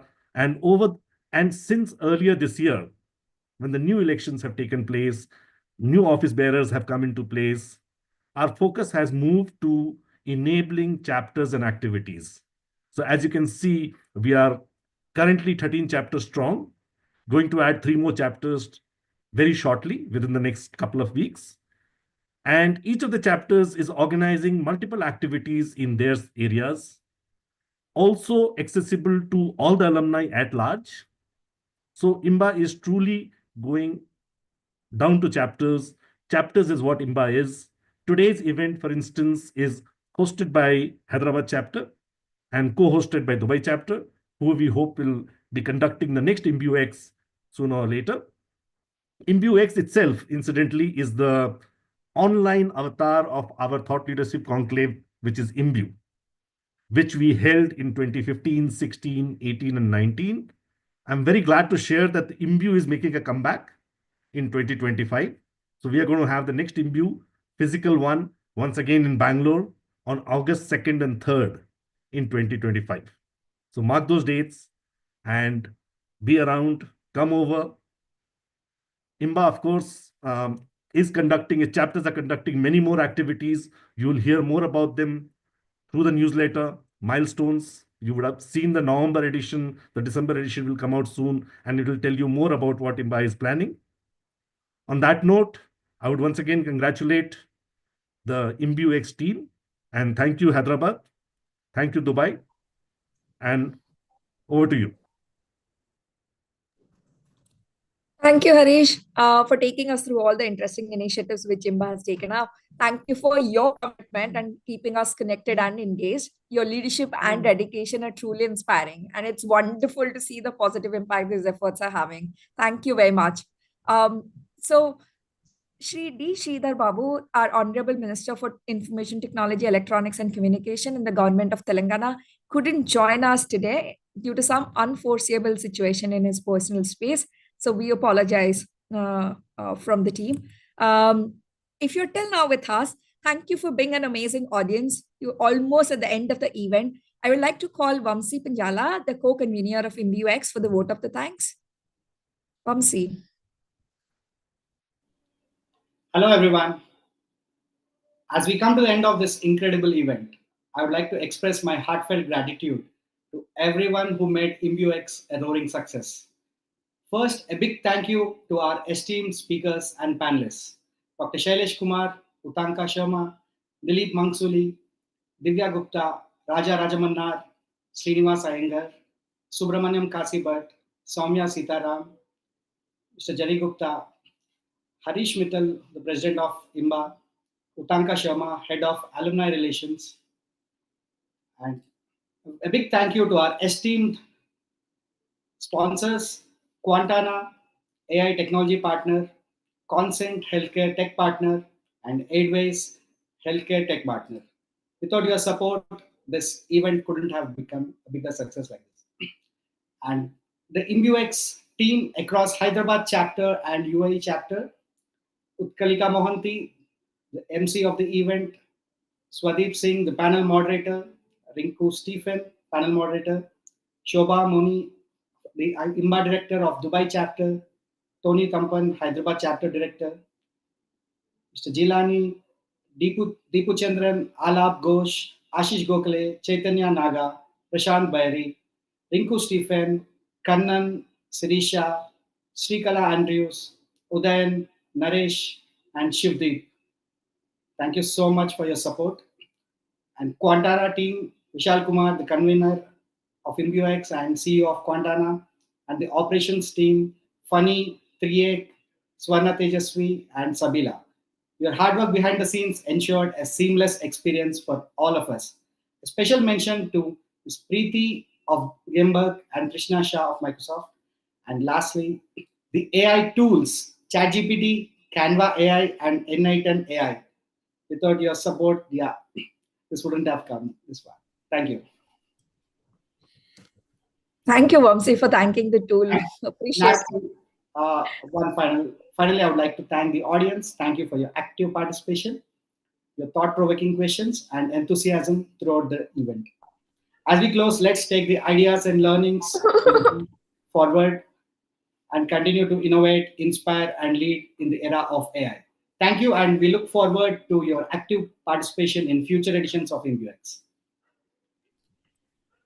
Thank you, everyone, once again for being here, and we look forward to seeing you at our future events.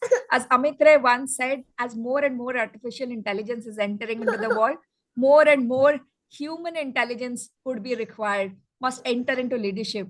As we conclude, let's take the knowledge and ideas we have gained today and apply them to drive innovation and create value in our respective fields. Truly, you have been an amazing audience. Have a great evening. Signing off now. Have a good one. Thank you.